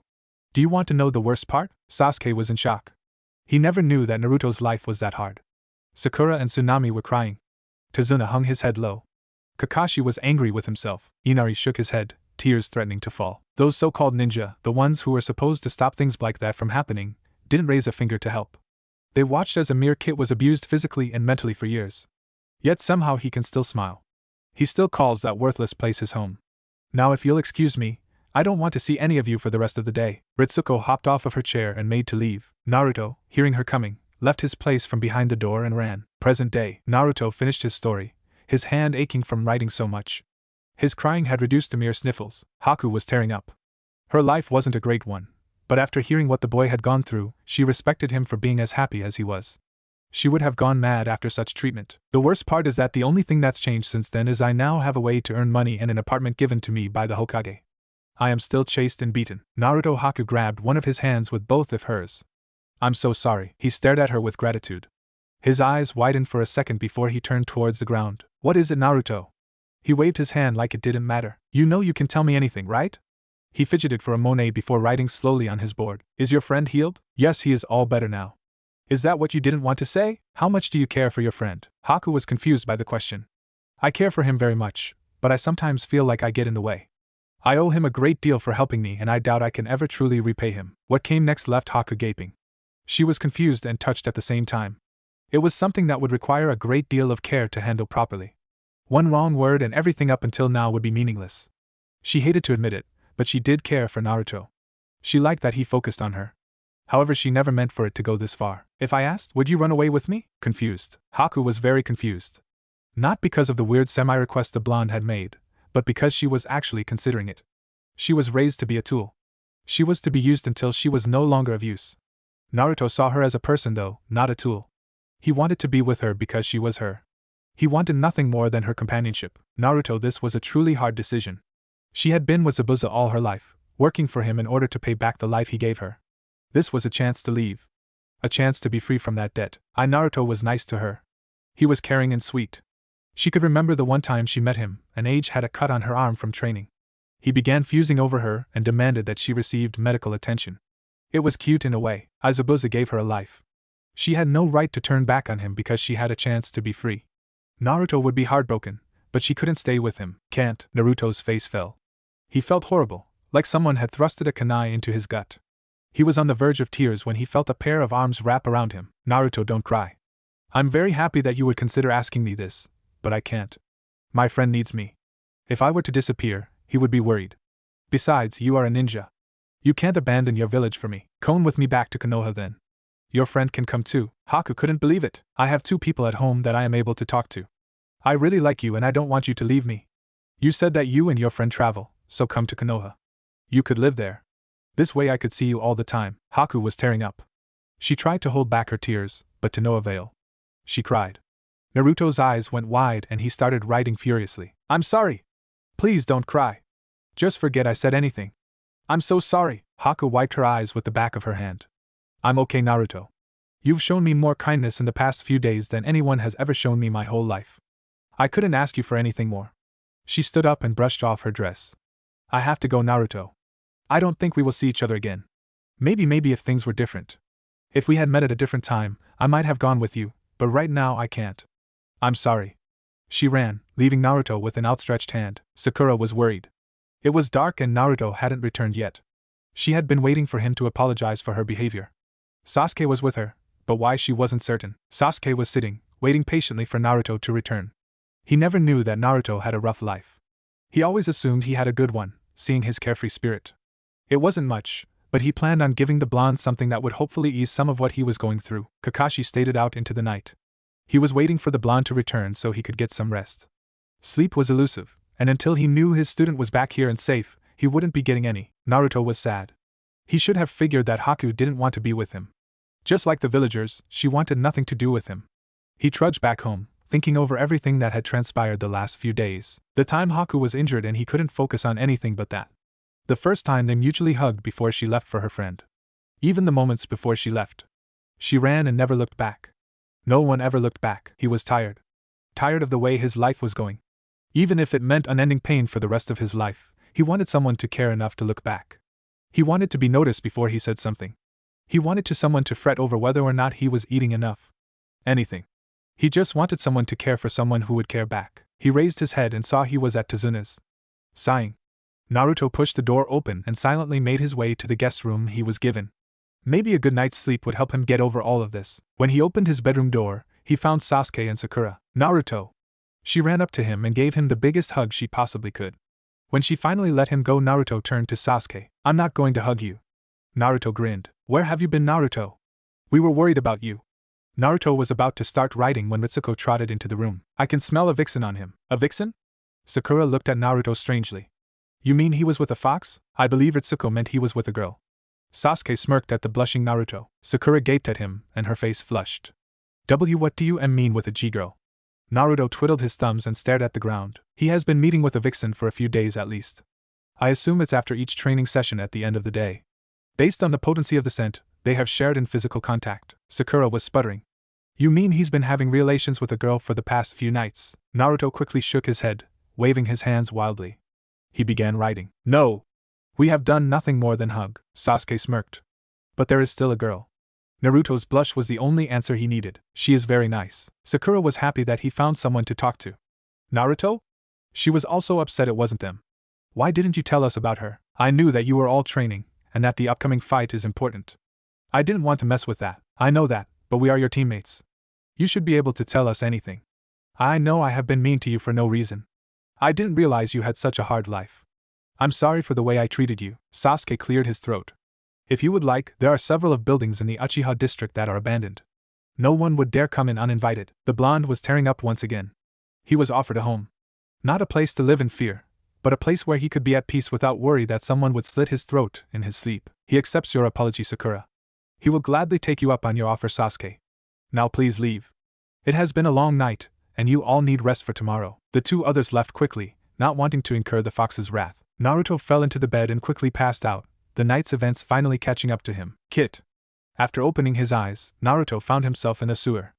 More precisely, he found himself in his own sewer. What is it? Are you ready for the fight come morning? I think so. My training from you and Kakashi has helped a lot, and I perfected the new jutsu I was working on. What of the vixen? You mean Haku? Yes. What will become of her after the battle? Will you try and find her again? I want to, but she can't come with me to Konoha. Seeing her again would be more painful than anything. I see I have no more to teach you for this fight. Do not die. I don't plan on it. Waking up to the sounds of screaming is never a good thing. When Naruto awoke and heard Tsunami screaming, he rushed downstairs. Two men in dark clothing wielding swords were standing in front of the woman. Inari was screaming, waving a knife back and forth. Get away from my mother! Naruto crept down the stairs and drew a kunai. Before the men could react, he had plunged it into the shorter one's neck. The remaining swordsman jumped back and growled at the blonde. He raised his sword and tried to cleave the blonde in two. Upon contact, Naruto burst into smoke, confusing all present. The swordsman searched for the blonde but was stopped by a hail of shuriken that came from the open door.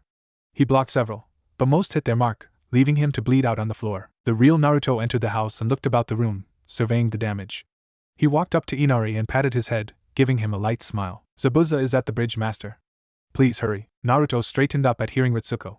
He gave the two a small wave before running out the door. The bridge was a mess to say the least.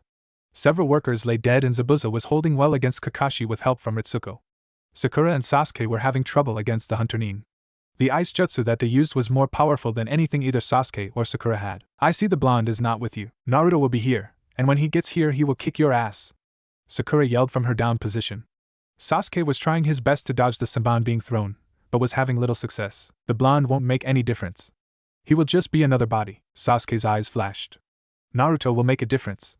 He is more powerful than you realize. Haku noticed the boy's eyes changed, but paid them no mind. Once they killed the bridge builder they could leave. Hopefully Naruto never made it to the bridge.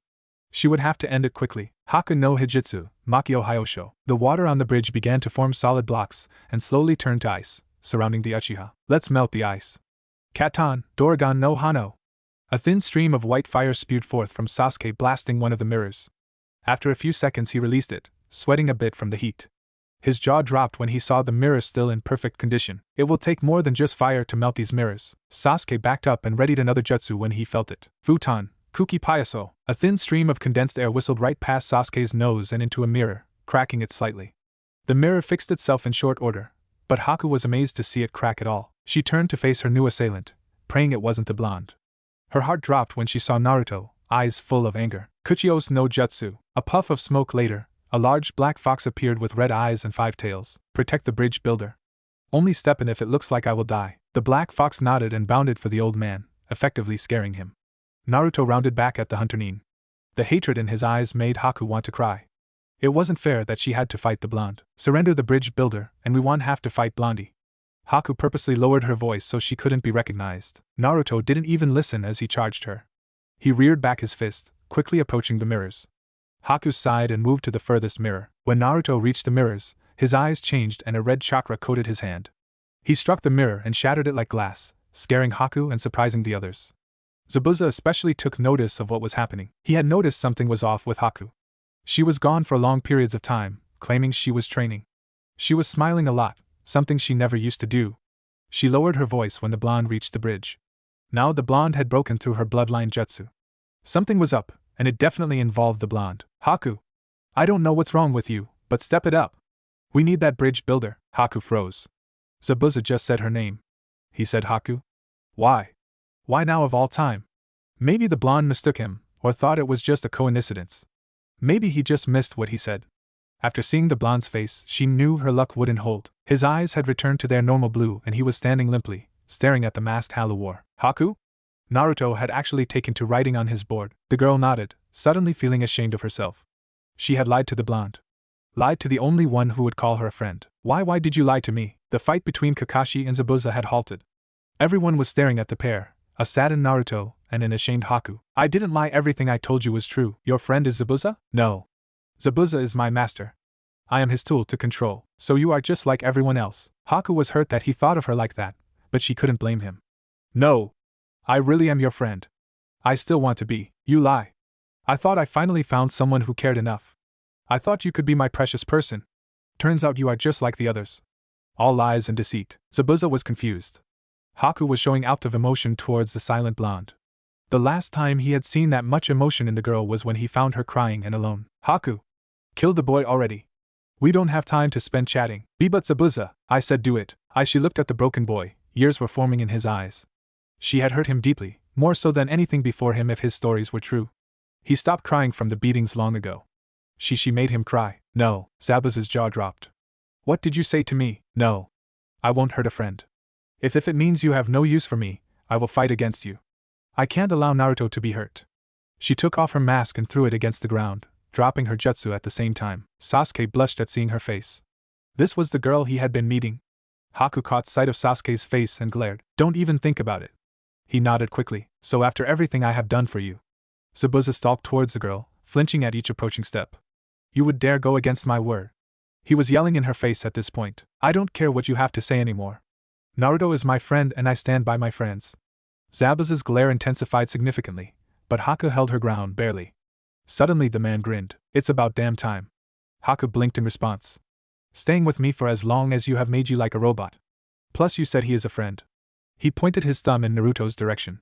I'd rather have him on my side than against me. He turned to Kakashi. So we no longer have a reason to fight, seeing as how Haku has sided with you. Kakashi nodded and let out a breath he had been holding. He didn't know how much longer he could have kept up that fight. Haku was fidgeting nervously and glanced at Zabuza. He frowned at her. What is it? Do you have to piss or something? Haku had the decency to blush. She pointed at Naruto who was also fidgeting. So you both have to piss? Sakura and Sasuke face faulted at this. Kakashi just chuckled and placed a hand on the missing Nin's shoulder. Zabuza reached for his sword, but withdrew it once he saw Kakashi. You really have the emotional capacity of a teaspoon. Just tell her it's okay. Zabuza frowned at the insult but turned back to the girl who was looking at him expectantly. It's okay? Haku was gone before he could finish. I'm so sorry, Naruto. The Jounin turned and saw her latched onto the boy like nothing else, and he held back. I'm so sorry. Haku was crying now. That surprised Zabuza quite a bit. He suddenly saw that boy's hand was on Haku's back or lower back. Hey, you little shit. You better not be making a move on Haku. I'll kill you if that hand goes any lower. Naruto jumped back with his hands in the air and Haku blushed yet again. Naruto wouldn't do something like that, right? Protective of your daughter Zabuza? Kakashi nudged him with an elbow. Zabuza glared at the man. Hell no, but as long as I am breathing I will kill any boy who so much as looks at her in the wrong way. Haku was warmed by the words. It was almost as if he cared for her. The words seemed to have the opposite effect on Naruto, however. He was staring at the ground, depressed as all hell. I will tolerate your hugging, but only because of what you did for Haku. If your hands get any ideas, I will take them, understand? Naruto nodded quickly. This isn't what I expected at all. The party turned towards the voice and found it belonged to a short man in a black suit. Gato. I'm disappointed, Zabuza. Not only did you not kill the bridge builder, but you befriended the enemy ninja. I'm glad I wasn't going to pay you in the first place. The mob of thugs behind him grinned menacingly. Zabuza glared at the man and released his ki. Kakashi beside him did the same. The genin and Haku caught on and did the same. The amount of ki in the area was astounding. The thugs began to sweat and were backing away nervously. If you bring me Zabuza's head, you'll get a 50,000 Rio bonus. It was as if the ki was non-existent. The moment the bonus was mentioned, the mob ran towards the ninja shouting about death. The ninja steeled themselves and prepared their jutsu and their weapons. Now! Kakashi shouted and sprinted towards the group. Zabuza and Sasuke followed him, closing in quickly on the mob. Naruto, Haku, and Sakura opted to stay near the back. Futon, Tatsumaki the blonde sent several of these through his comrades and into the enemy, pushing them together or flinging them apart. Sakura and Haku picked off the ones away from the groups with shuriken and saban respectively. The larger groups were dealt with by Kakashi's fast movement and kunai, Zabuza's large and deadly blade, or Sasuke's fire jutsu. Several minutes later, the group surrounded Gato, all of his men dead or incapacitated. I'll give you whatever you want. Please, just don't hurt me. Anything? Zabuza grinned at the man, cowering under the fierce gaze. Tell me where you keep your Rio. I know you don't trust banks. The man quickly told Zabuza everything. Well, our mission here is done. We can leave whenever you all at the sound of tearing flesh. The group looked at Zabuza, the short man's head in his hands. Already Kakashi finished with a grimace. The next few days were relatively normal. Zabuza and Haku decided to stay with Tazuna, much to the chagrin of the older man. Not many were happy about housing Missing Nin, especially Missing Nin that were trying to kill you just days ago. After only taking the money he was promised from Gato, Kakashi asked why. They learned of what the Mizukage was doing to bloodline holders, the reason Zabuza became a Missing Nin in the first place. When he said the rest of the money could be used for the country, Tsunami was so happy she hugged him.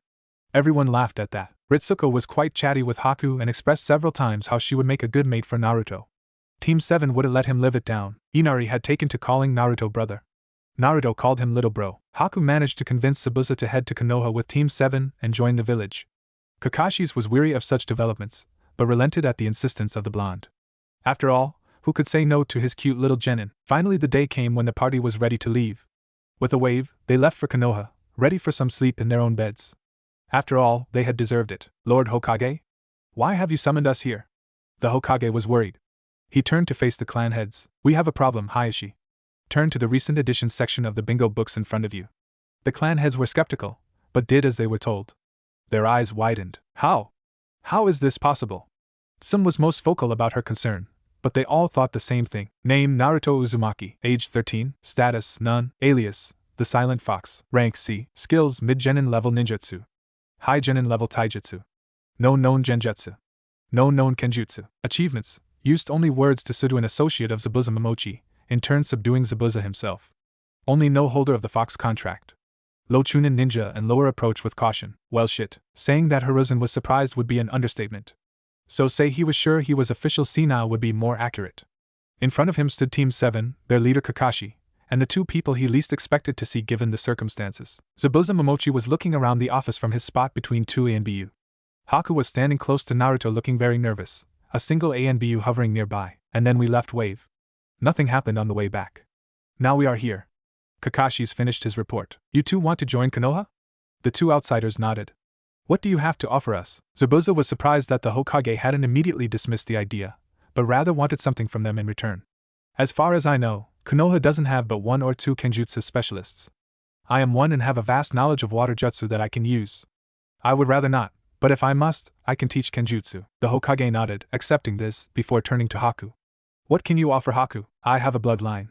I can use ice-type jutsu. A bloodline? The Hokage frowned. That will cause some commotion, but that is acceptable. As of this moment I will give you citizenship and ninja status, and Konoha provides that you are monitored 24/7 for 6 months. You will be given tests to determine your rank after the 6 months is over. Is that agreeable? With all due respect, Lord Hokage, I believe that testing Zabuza would be mostly pointless. He held his own against me in 2 fights, and I might have lost the second one if Naruto hadn't interfered. At the very least I would have required a Chidori, leaving me completely drained. I think it's fair to say he is a jounin. I see. He was surprised that Kakashi was almost killed in a battle with the missing nin. Even the ANBU behind Zabuza straightened a little. Then where would you place Haku at? To be fair, I haven't seen her fight much. She held her own against Sasuke and Sakura. I would say high Chunin or low Chunin. Testing her might be necessary. If she is allowed to train for the 6 months probation, she will easily be Chunin material. I'll take your word for it, Kakashi. At the end of the 6 months probation, Haku will become a Chunin. Zabuza will be a jounin. Is that acceptable? The 2 ninja nodded. Alright. You are all dismissed. Zabuza, I would like to speak with you a moment longer. The rest of the team left, leaving Zabuza by himself. Well, we have 3 days off, team. Due to the nature of the mission, it was upgraded to an A rank. Take some time to just rest before you begin training again. No point in wearing yourselves out in time for another mission. Kakashi waved and disappeared in a swirl of leaves. What do you all want to do? Sakura turned to her teammates. I think it would be good to spend some time together outside of training and missions. I know I'm not a part of your team, but first could we find a place for me to stay?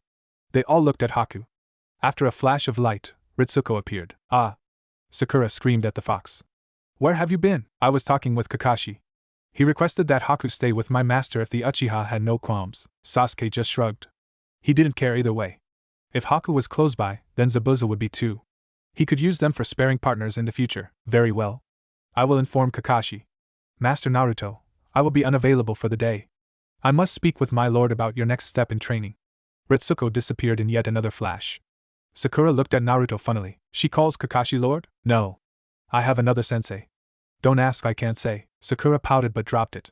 Sasuke was interested. Did it have anything to do with Naruto breaking Haku's mirror at the bridge?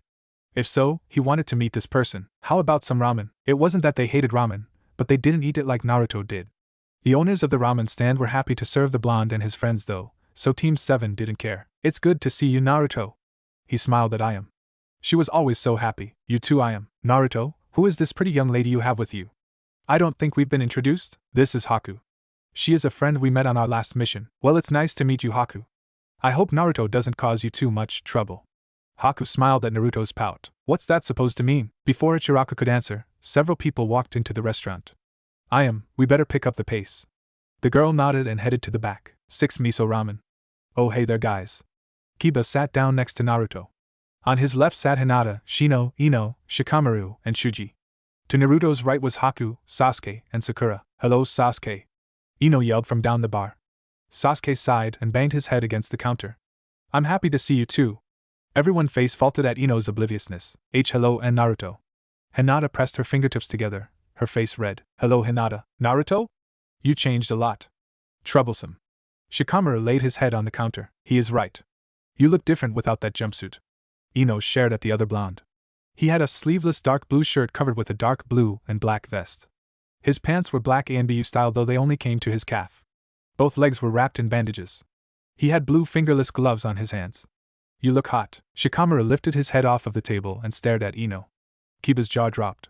Hinata blushed even deeper. Sakura spit out her ramen. Haku glared at the girl. The rest were reserved with their emotions. In Chuji's case, he wasn't even paying attention. He had food to eat. I bought them before we left after finishing our mission to Wave. I figured it was time for a change. Naruto hoped that Haku couldn't see his blush at Ino's words. Kiba noticed said girl for the first time since he walked in and started drooling. Hello, beautiful. Where have you been my whole life? Haku stated at the boy. You are the Inuzuka? So you've heard of me? Doesn't surprise me that much. I'm just that awesome. I suggest you close your mouth unless you value your manhood. Kiba backed up quickly and covered his groin. Haku! Sakura stared at the girl. You can't threaten people like that. He was attempting to flirt with me, a poor attempt I might add. I simply told him to stop in a creative manner. Still. He is a ninja, and in case you forgot, you are still on probation. Probation for what? Ino stated at the girl. She seemed harmless enough, and telling Kiba off was entertaining to watch. Until about an hour ago, I was the associate of Zabuza Momochi and an accomplished assassin. In 6 months I will be a Chunin of this village. The group fell silent. Even Chuji stopped eating and stared at the girl. Why you worked with Zabuza? Hinata, surprisingly, was the first to speak. Yes. He will be joining Konoha as well. Since you are new here, you probably don't have a place to stay. Kiba didn't learn very well, but he did time down his approach. You are welcome at the Inuzuka compound. I already have a place to stay. With who? Naruto. The group went silent again, staring at the blonde. You are one lucky son of a bitch. Kiba was glaring lightly at Naruto. 6 miso ramen as requested. I.M. and Ichiraka stepped out from the back and stared at the scene in front of them. I hope we aren't interrupting something. We were just leaving. Thank you, it was the best ramen I have ever had, just as Naruto said. Haku stood up and bowed to the owner. She grabbed Naruto's hand and dragged him out of the restaurant. Should we follow them, Sasuke? Sakura watched Naruto being dragged away. He'll be fine. What if they are going to the Uchiha compound? Sasuke was gone. Sakura gaped at the empty spot and turned towards the owners. I have to pay the bill, don't I? They nodded. Sakura slammed her head on the counter. People stared at the pair as they walked throughout the streets. Most gave looks of disgust, but a few people cheered, thinking someone was going to put the demon in its place. Haku stopped to glare at the cheering people before continuing to drag the blonde. After a few minutes, she suddenly stopped. Naruto took this chance to stand up on his own and dust himself off. He gave Haku a glare. I don't know where I'm going. Haku had the decency to blush, the blonde's eye was twitching. A few deep breaths later, Naruto managed to write on his board. Where did you want to go? Away from the Inuzuka. But I think the Uchiha compound would be a good place to start. We will be staying there after all. Naruto facepalmed. It's literally in the exact opposite direction you dragged me. Haku found her feet very interesting suddenly. Naruto rolled his eyes and grabbed her arm. He started pulling her in the direction they came from. I'm telling you, Naruto is tapping that. Kiba was begging his friends to see the truth. There is no way he isn't. Kiba, just because you think about sex non-stop doesn't mean Naruto does as well. Ino glared at him. I'm sure Naruto is a perfect gentleman, and Naruto wouldn't act like that with the L lady. Hinata desperately tried to stand up for the blonde. Besides, I'm gonna get him before she does. The group's jaws dropped at Ino's declaration. Finally gave up on Sasuke? Chuji joined in the conversation, surprising some of them. You didn't hear? I think Sasuke is gay. Shikamaru actually tripped and fell. What? There is no way he can have a girlfriend when nearly every girl wants him. He has to be gay. Hinata eyed the blonde girl with worry. She didn't need another girl competing for Naruto's affection as well. Whatever. I still think Naruto is with her right now. Fuck. Naruto.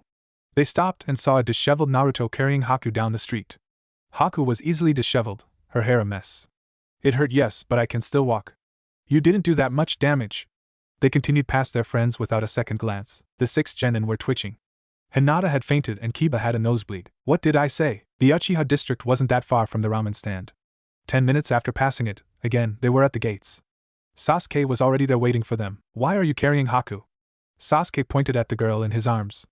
Haku managed to pry herself out of his grasp and stood up, brushing herself off and scowling. Naruto pushed me after I stopped dragging him. I tripped over a rock and hit my head. He thought I was hurt, so he picked me up. Well, I'm glad I caught you both. I'll need you to put your blood on this. He unfurled the scroll to show the pair.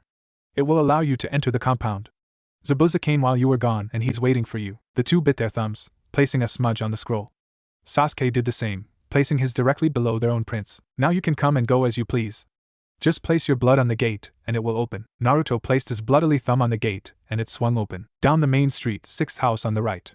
Zabuza should be waiting. Mine is the next street over with the double doors. Don't bother me unless someone is dead. Sasuke left them staring around the place in wonder. It was more like a village than a compound. After a walk up and down the entire main street, the pair stopped in front of their new lodgings. A small 2-story house, painted in dark colors like the rest of the compound. They made their way inside. First door on the right up the stairs. Haku. You sleep there.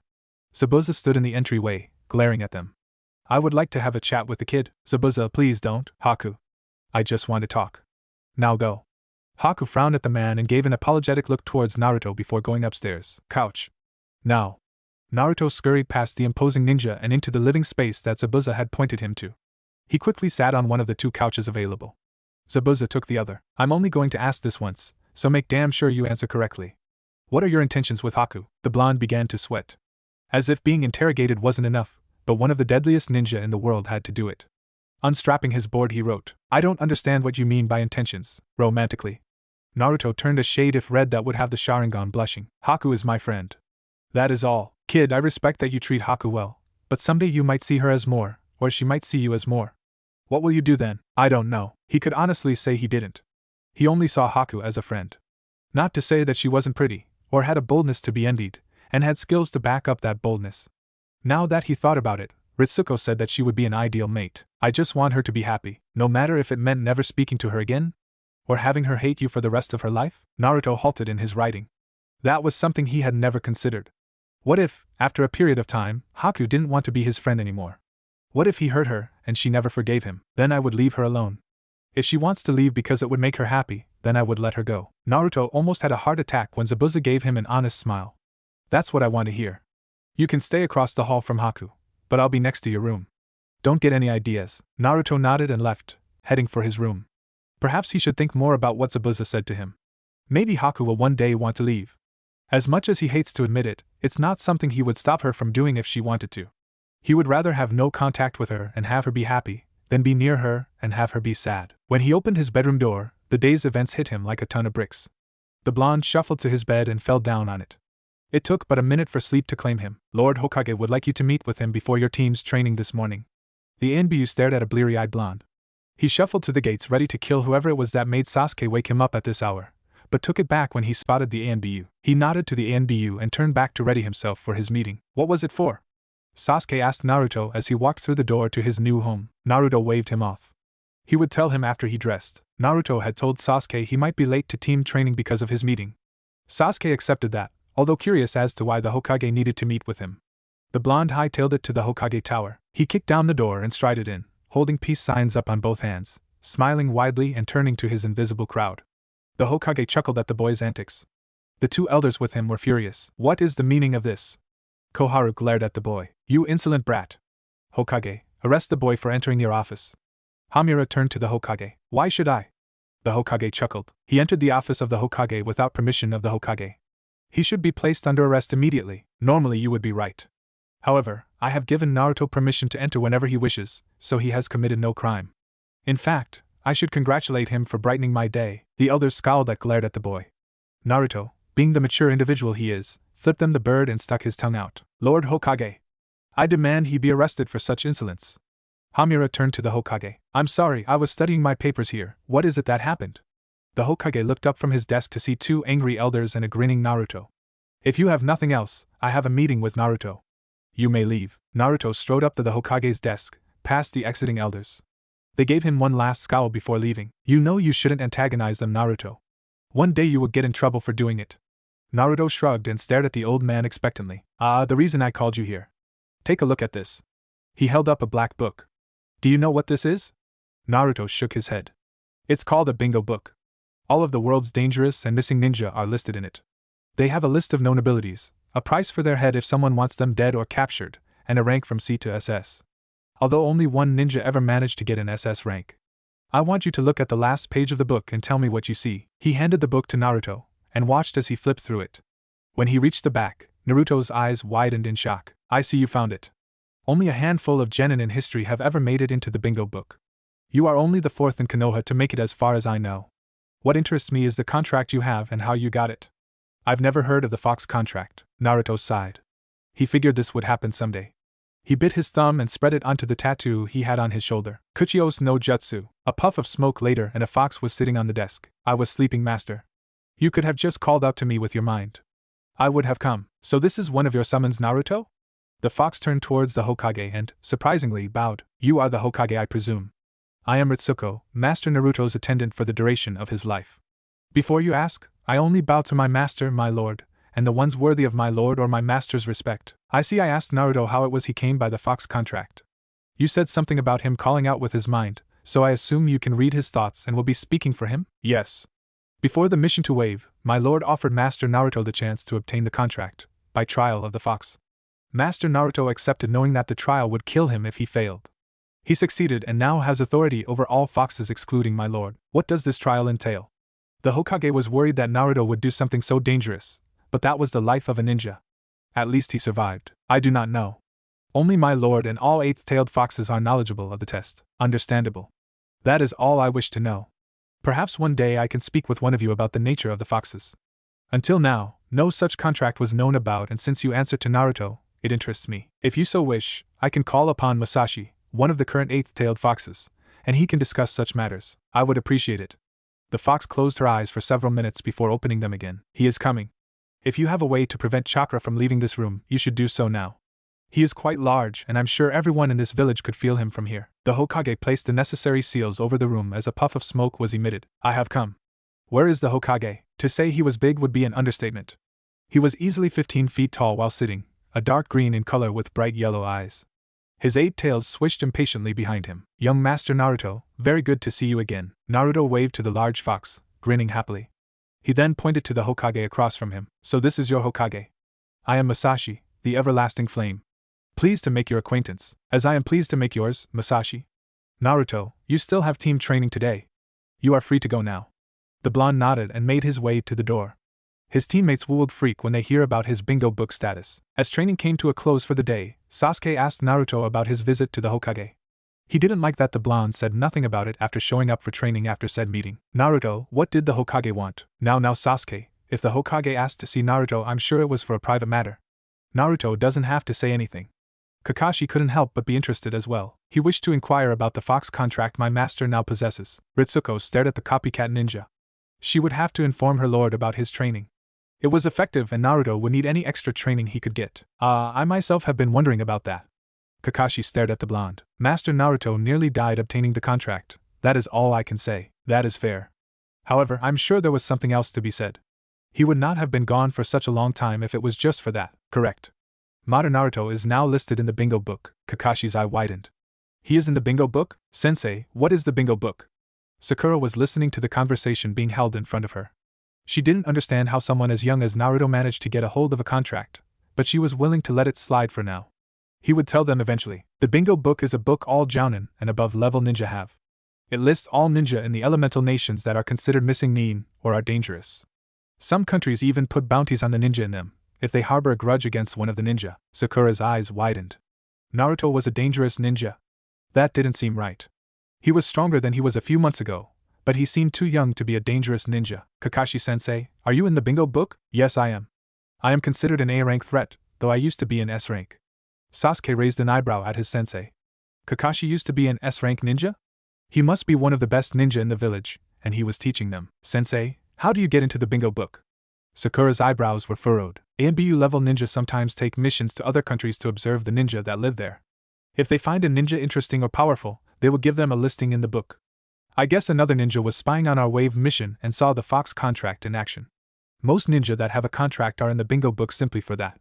That's probably why Naruto is in it. That's enough about the bingo book. Kakashi, I believe you have something to give the kids. Kakashi nodded. Yes, I do. He pulled some papers from one of his pouches and handed one each to his genin. These are forms you need to fill out. What are they for? Sasuke skimmed through the form. Entrance papers for the Chunin exams. Kakashi smiled at his students' dumbfounded looks. I believe if you train hard for the next 4 months, you will be ready. You don't have to go if you don't want to, but it's an option. I think we should train first. If we aren't ready by the time the exams roll around, there is no point in entering the exams. Kakashi nodded at Naruto's insight. That's a great idea. Starting tomorrow I will have advanced training for each of you. We will train twice as long and twice as hard, but you should survive. Sakura gulped in fear. Should? Well yeah, let's go with should. Kakashi smiled and his students shivered in dread. A week later, Team 7 was close to tears. In Sakura's case, there were tears. How can I hurt so much and not be dead? Sakura sobbed into the tree next to her. Training was done for the day, a little after 6 p.m., and Kakashi had left. This shouldn't be possible, for once I agree with you. Sasuke winced, nursing his bruised ribs. Naruto, how can you still stand? Naruto was standing a distance away from the rest of the team, Ritsuko laying peacefully at his feet. Master Naruto has endured much worse. He still has much to face in the upcoming week. His training with you will be every other week. My lord requires that he train with him as well. 2 questions. Sakura managed to wipe away her tears, pulling herself into a sitting position. Why does Naruto get separate training, and who is training him? Master Naruto has other things to learn and master, things that Kakashi cannot teach. I cannot answer your second question without my lord's permission. Why can't we know? We are his teammates. Sasuke furrowed his brow. He was really getting annoyed at not knowing who this mysterious person was. There are only 2 humans alive who know who my lord is, besides my master. Unless you plan on getting Kakashi or the Hokage to talk, it would be best to forget the matter. Excuse us, we must meet with someone now. Naruto opened his eyes and walked out of the clearing, Ritsuko not far behind. As soon as they were out of sight, Sakura turned to face Sasuke. Should we follow them? Sasuke shook his head. No point. I know where they are going. Naruto. Haku's hugged the blonde violently. Zabuza chuckled at the blonde's face which was slowly turning blue. It's good to see you. Haku's calmed down. You're killing him. Haku's gasped and pulled away from the boy, now heaving for air. How was training today? Haku's face was one of worry. Master Naruto is mostly healed from his injuries sustained today. We start the next phase of training in a few days. Ritsuko was happy with the progress they had made so far, but 4 months would not be enough time to turn her master into a killer. I see. Naruto, may I join you in your training sessions? Naruto furrowed his brows at Haku. You are always welcome to my master's training, Haku. If it is deemed okay, Zabuza will need to be there as well. Why? Zabuza wasn't one for taking orders, especially from a fox. As I said, the next phase of his training starts soon. Lord Hokage, I must protest such a request. Hamura was glaring at the young blonde. Naruto was ready to start the next part of his training, but according to Ritsuko he needed to leave the village to do so. Hamura, let them explain themselves before jumping to any conclusions. The Hokage was internally sighing. His advisors really needed to drop the "we hate Naruto" thing. Hokage, you can't be serious. I believe you are an advisor to the Hokage, therefore are to advise him and hold no other power. Since our meeting was with the Hokage and does not require additional attendees, I suggest you leave before I eat you. Hamura gaped at Ritsuko. She could be vicious if she wanted to. How dare you speak to? No! How dare you? You are trying to overrule your leader's word with your silver tongue. If you were a fox and tried the same, you would be executed immediately. Leave now and be grateful you Hokage is more forgiving than my lord. The Hokage's jaw would have dropped had he not been in his office. Maybe having a few foxes around wouldn't be that bad. I agree with Ritsuko, you have no business here anymore. You have given your advice and that's all you are required to do. Hamura bowed before shuffling out of the room in embarrassment. Well, now that that's done, I must ask once again. You want to leave the village until the Chunin exams, train Naruto in the required fields as you call them, and effectively cease training with his team until after the exams are over? That is correct. Master Naruto will be harnessing the power bestowed by my lord, and from what I understand of this village, that would cause an uproar amongst civilians and ninja alike. That it would, but that's not my concern. My concern lies with Naruto, and what Kyuubi's chakra will do to him. Truth be told, the homage didn't like the idea of Naruto using that chakra. He was rather against the idea. That is precisely why I request he be allowed to leave. There will come times where using my lord's chakra will be effective and possibly necessary. If he has no experience with it, it is a wasted talent and a hindrance. I have no doubt Master will be able to control it at an acceptable level come the exams. Changes are possible though. The old man raised an eyebrow. What sort of changes? Physical ones? Prolonged exposure to the chakra could cause a mutation of sorts. Claws, hair color, eye changes. The possibility of ears and a tail are present as well. Naruto went wide-eyed at that. He didn't know he could change physically from this training. I am sure Naruto will be able to handle whatever may occur, but perhaps we should ask him if he wants to continue with that kind of training. From his reaction, he must have not known about the possible changes. The two turned to the blonde. Now Naruto wasn't a quitter, but he wasn't exactly gunning for a nice pair of fox ears. If he could get closer to becoming Hokage through the training, he would definitely take the chance, but what if he did grow ears? Or a tail? The villagers would surely hate him even more for that, thinking the fox was taking over. What about Haku? Would she still like him if he changed? Could they still be friends? Naruto groaned in annoyance. It wasn't really an easy choice. Stay as he is, or be closer to becoming Hokage with the possibility of losing important people and his dream? Wait a moment, what kind of ninja backs down in the face of adversity? If he can't take this chance, how will he be able to lead a village? Making tough decisions was a normal part of being Hokage. With a new resolve he began to write. I will take that chance. I can't back down now. Hiruzen smiled at the boy. That was very mature of him. All right. I hereby give Genin, Naruto Uzumaki, permission to leave the village in order to train for the Chunin exams. Naruto smiled at that. He would be stronger soon. Would it be acceptable to send a few ANBU along as well? Zabuza and Haku will be joining us. Hiruzen blinked. Why will they be accompanying you? Zabuza will be teaching Master Naruto Kenjutsu. Haku will not like being alone for several months. The ANB would be assurance that they will not run, though I doubt they will. Haku's is rather fond of my master. Naruto blushed at the statement. The Hokage grinned. I suppose it will be alright, on one condition. I won't send ANBU, but rather I'll send the rest of Naruto's team. It would be good for him to have his team there so they can grow together. I will make sure Kakashi doesn't interfere with your training as long as you help the others in some way as well. Ritsuko made the fox equivalent of a frown. They cannot interfere no matter what.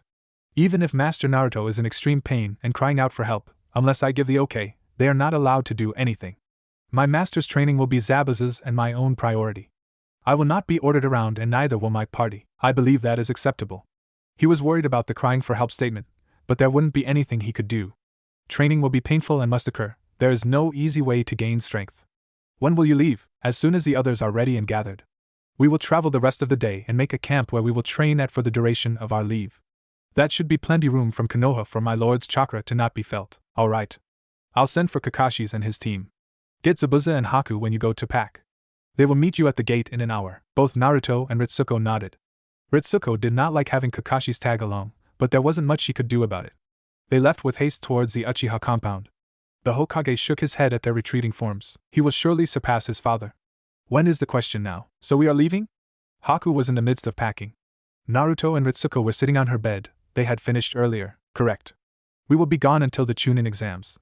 Master Naruto needs to train in a space he won't be bothered in. Who else is coming? Haku turned away from the blonde so he couldn't see her blush. The thought of them being alone for that long was almost too much to bear. Zabuza will be accompanying us to teach Naruto Kenjutsu.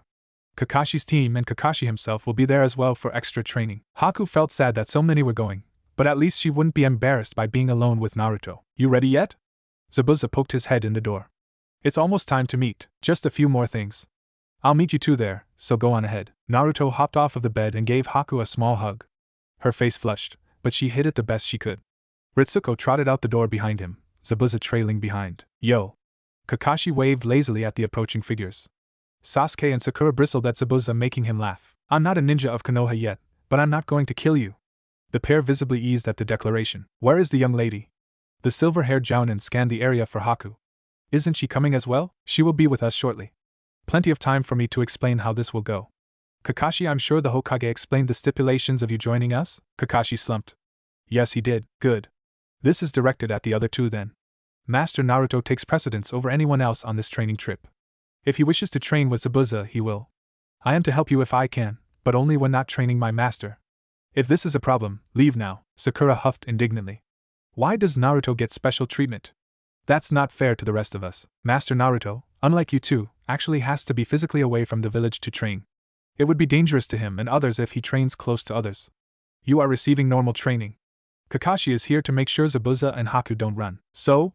We are just as important as he is. My lord actually cares if Master Naruto dies or not. Sakura shut up quickly. Sorry. I'm here now. The group turned to see Haku jogging down the street towards them. Am I late? Right on time, Haku. Now that we are all here, we can head out. Kakashi nodded to the others and led the way out of the village. Kit, Naruto awoke in a sewer. More precisely, his sewer. What is it? It's going to be painful. The blonde rolled his eyes. I knew that. Not just training. From the moment you set foot back in your village, life for you will be different. You will experience loss and pain that you do. I know it won't be easy, but I will do what must be done.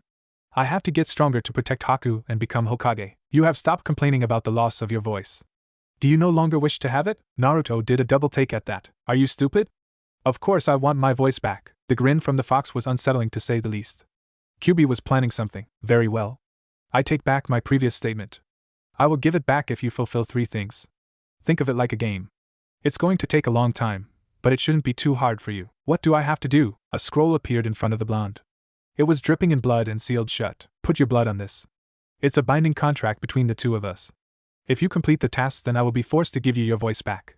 If I don't, I will fade. Naruto took the scroll gingerly. What are the tasks? You won't know until you seal the contract. I swear on my honor as Demon Lord that they are not impossible. Naruto furrowed his brows. That was vague beyond belief. Yet it was only 3 things. After that, he would gain his voice. QB said once before that he would never lie, so it should be safe. He bit his thumb and drew it across the seal. Naruto awoke in a cold sweat. He looked around himself in confusion before realizing he was at the campsite. Letting out a sigh of relief, he fell back onto his sleeping bag with a crinkle. Wait, sleeping bags don't crinkle? He sat up and reached underneath the bag. What he found was something he had yet to read. The bloody contract. With shaking hands, he unfurled it. His tasks were the blonde gulped. He was fucked. I think we should get started as soon as possible, Naruto. What do you propose we do? Naruto was questioning why Kakashi was asking him about a training schedule of all things. He was just a genin. From what he has seen, and what he knows about them, he could probably make a schedule for everyone, even if it is a shoddy one. The first month should be spent on weaknesses. After that, 2 months will be spent on various things. Kenjutsu, speed, strength, chakra control and the like. The last month should be spent on honing 1 or 2 skills that they are already proficient in. Sasuke should learn ninjutsu and Sakura should learn genjutsu. The team will be well balanced if we have a genjutsu and ninjutsu user. Master Naruto will focus on speed, taijutsu, and kenjutsu for a month. After that we will move further from the group for the final month. It will be just Master Naruto and myself. Kakashi was silent, taking in the information. The plan had merit and wouldn't be impossible to accomplish. I think that would be good. Why will you be leaving for the final month though? I know you have to control your other chakra, but why can't that be done with the others? How would you feel if you were a genin and felt the most powerful chakra known to humans just a few feet away? Kakashi mentally face-palmed. I see your point. We will only go far enough to not be seen. You will still be able to feel us, Kakashi. Well, that will be okay. Zabuza and Haku will stay here, so I feel better about it. He stood up and stretched. Our watch is up. Go wake up Haku and Zabuza, I'll get the other two. It's time to start training. -4 months later, the party of 6 stood before the gates of Konoha, an imposing and grand sight to those that have not seen it before. Kakashi was happy to be back home. Zabuza and Haku were relieved that they would no longer be monitored. Naruto was indifferent to the scene. Sasuke and Sakura were both relieved to be home, for they felt something during the trip that changed their opinion of their teammate. They felt his power. During the last month they were away, Naruto forced himself into overdrive, training non-stop from dawn to dusk. The chakra they felt was malevolent. It was like evil took on a form and laid itself on top of them. When they asked Kakashi about it, he brought them aside for one of the very few serious talks they ever had with him. He said it was Naruto, and if they told anyone about it, the penalty was death. They never asked again. They had a healthy respect for the blonde now. Sasuke was even nicer than usual and Sakura stopped belittling him completely. Naruto didn't change just physically though, he changed mentally as well. After he rejoined the group from his month-long chakra training, he seemed more like a battle-hardened veteran than a boy. It was unnerving. Well, looks like our stop kids. Zabuza growled at Kakashi for calling him a kid. Make sure you go to sleep early, the exams are tomorrow. I have no doubt that you will all do splendidly. Sakura nodded and left for home without a word. Kakashi soon followed with a nice smile. The rest headed for the Uchiha compound. Sasuke kept eyeing Naruto out of the corner of his eye, and Naruto kept ignoring it. Finally he just asked, "What were you doing the last month of training?" Zabuza and Haku were both wondering the same thing, but respected the blonde enough not to ask outright. Chakra control. For a month? Sasuke doubted what Ritsuko told him. Correct. That's all I will tell you. If Master Naruto wants to tell you more, then that is at his discretion. Sasuke huffed and glared at the blonde. They weren't the greatest of friends, but they were teammates. They should be able to tell each other anything. They reached the compound shortly. Naruto barred himself in his room and Ritsuko stood guard outside. Sasuke went on home, grumbling along the way. What do you think happened, Zabuza? Haku sat in the living area downstairs. Zabuza was cleaning his sword. Nothing that he can handle, Haku. Besides, it happens to most ninja eventually. Haku was concerned by that. What do you mean? Most ninjas see or do something in their career that breaks them. They become distant and unsocial. Naruto just had it happen earlier than most. He will be fine, but it might be best to let him be for a while. Haku frowned and glanced at the staircase. It didn't seem right to let him be alone right now. Naruto was on guard when his bedroom door opened. Ritsuko was supposed to send anyone who tried to visit him away. He glanced discreetly at the door to see. Naruto? Are you awake? Haku whispered towards his bed. Ritsuko said I could come in. The blonde sighed and sat up slowly. No point in pretending she wasn't here. She softly made her way to his bed and sat at its end.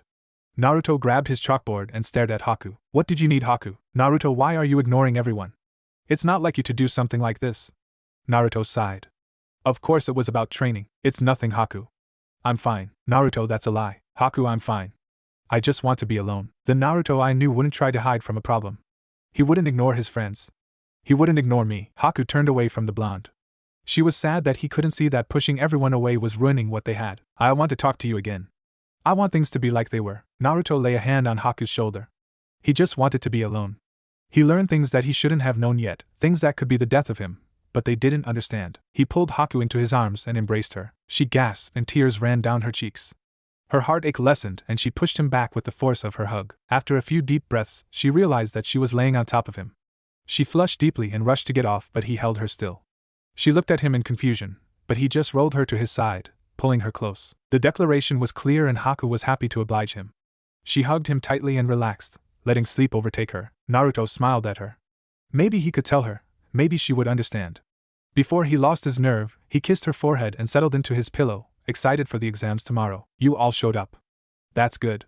If one of you didn't, I'd have to send the others away since you have to compete in teams of 3. Kakashi smiled at his students. You couldn't have said that earlier. Sakura steamed at her sensei. Oops. I forgot. Team 7 deadpanned at their sensei. Kakashi just kept on smiling. Go on now. You don't want to be late for your exam. Kakashi disappeared in a puff of smoke. Sometimes I hate sensei. Sakura grumbled and continued on towards the exam building. They didn't make it very far before they heard a yell. Watch it, you little brat. The group turned towards the sound.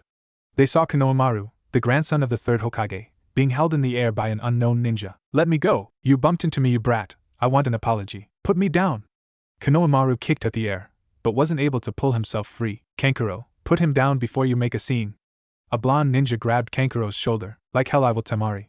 He owes me an apology, and I'm not letting go until I get it. The blonde sighed in defeat. You asked for it. I'm not a part of your troublemaking. Naruto approached the ninja with a steeled gaze. He grabbed the wrist that held Konohamaru and squeezed tightly. Who the hell are you? Kankuro glared at the blonde. I asked you a question, are you deaf? Actually, he's mute.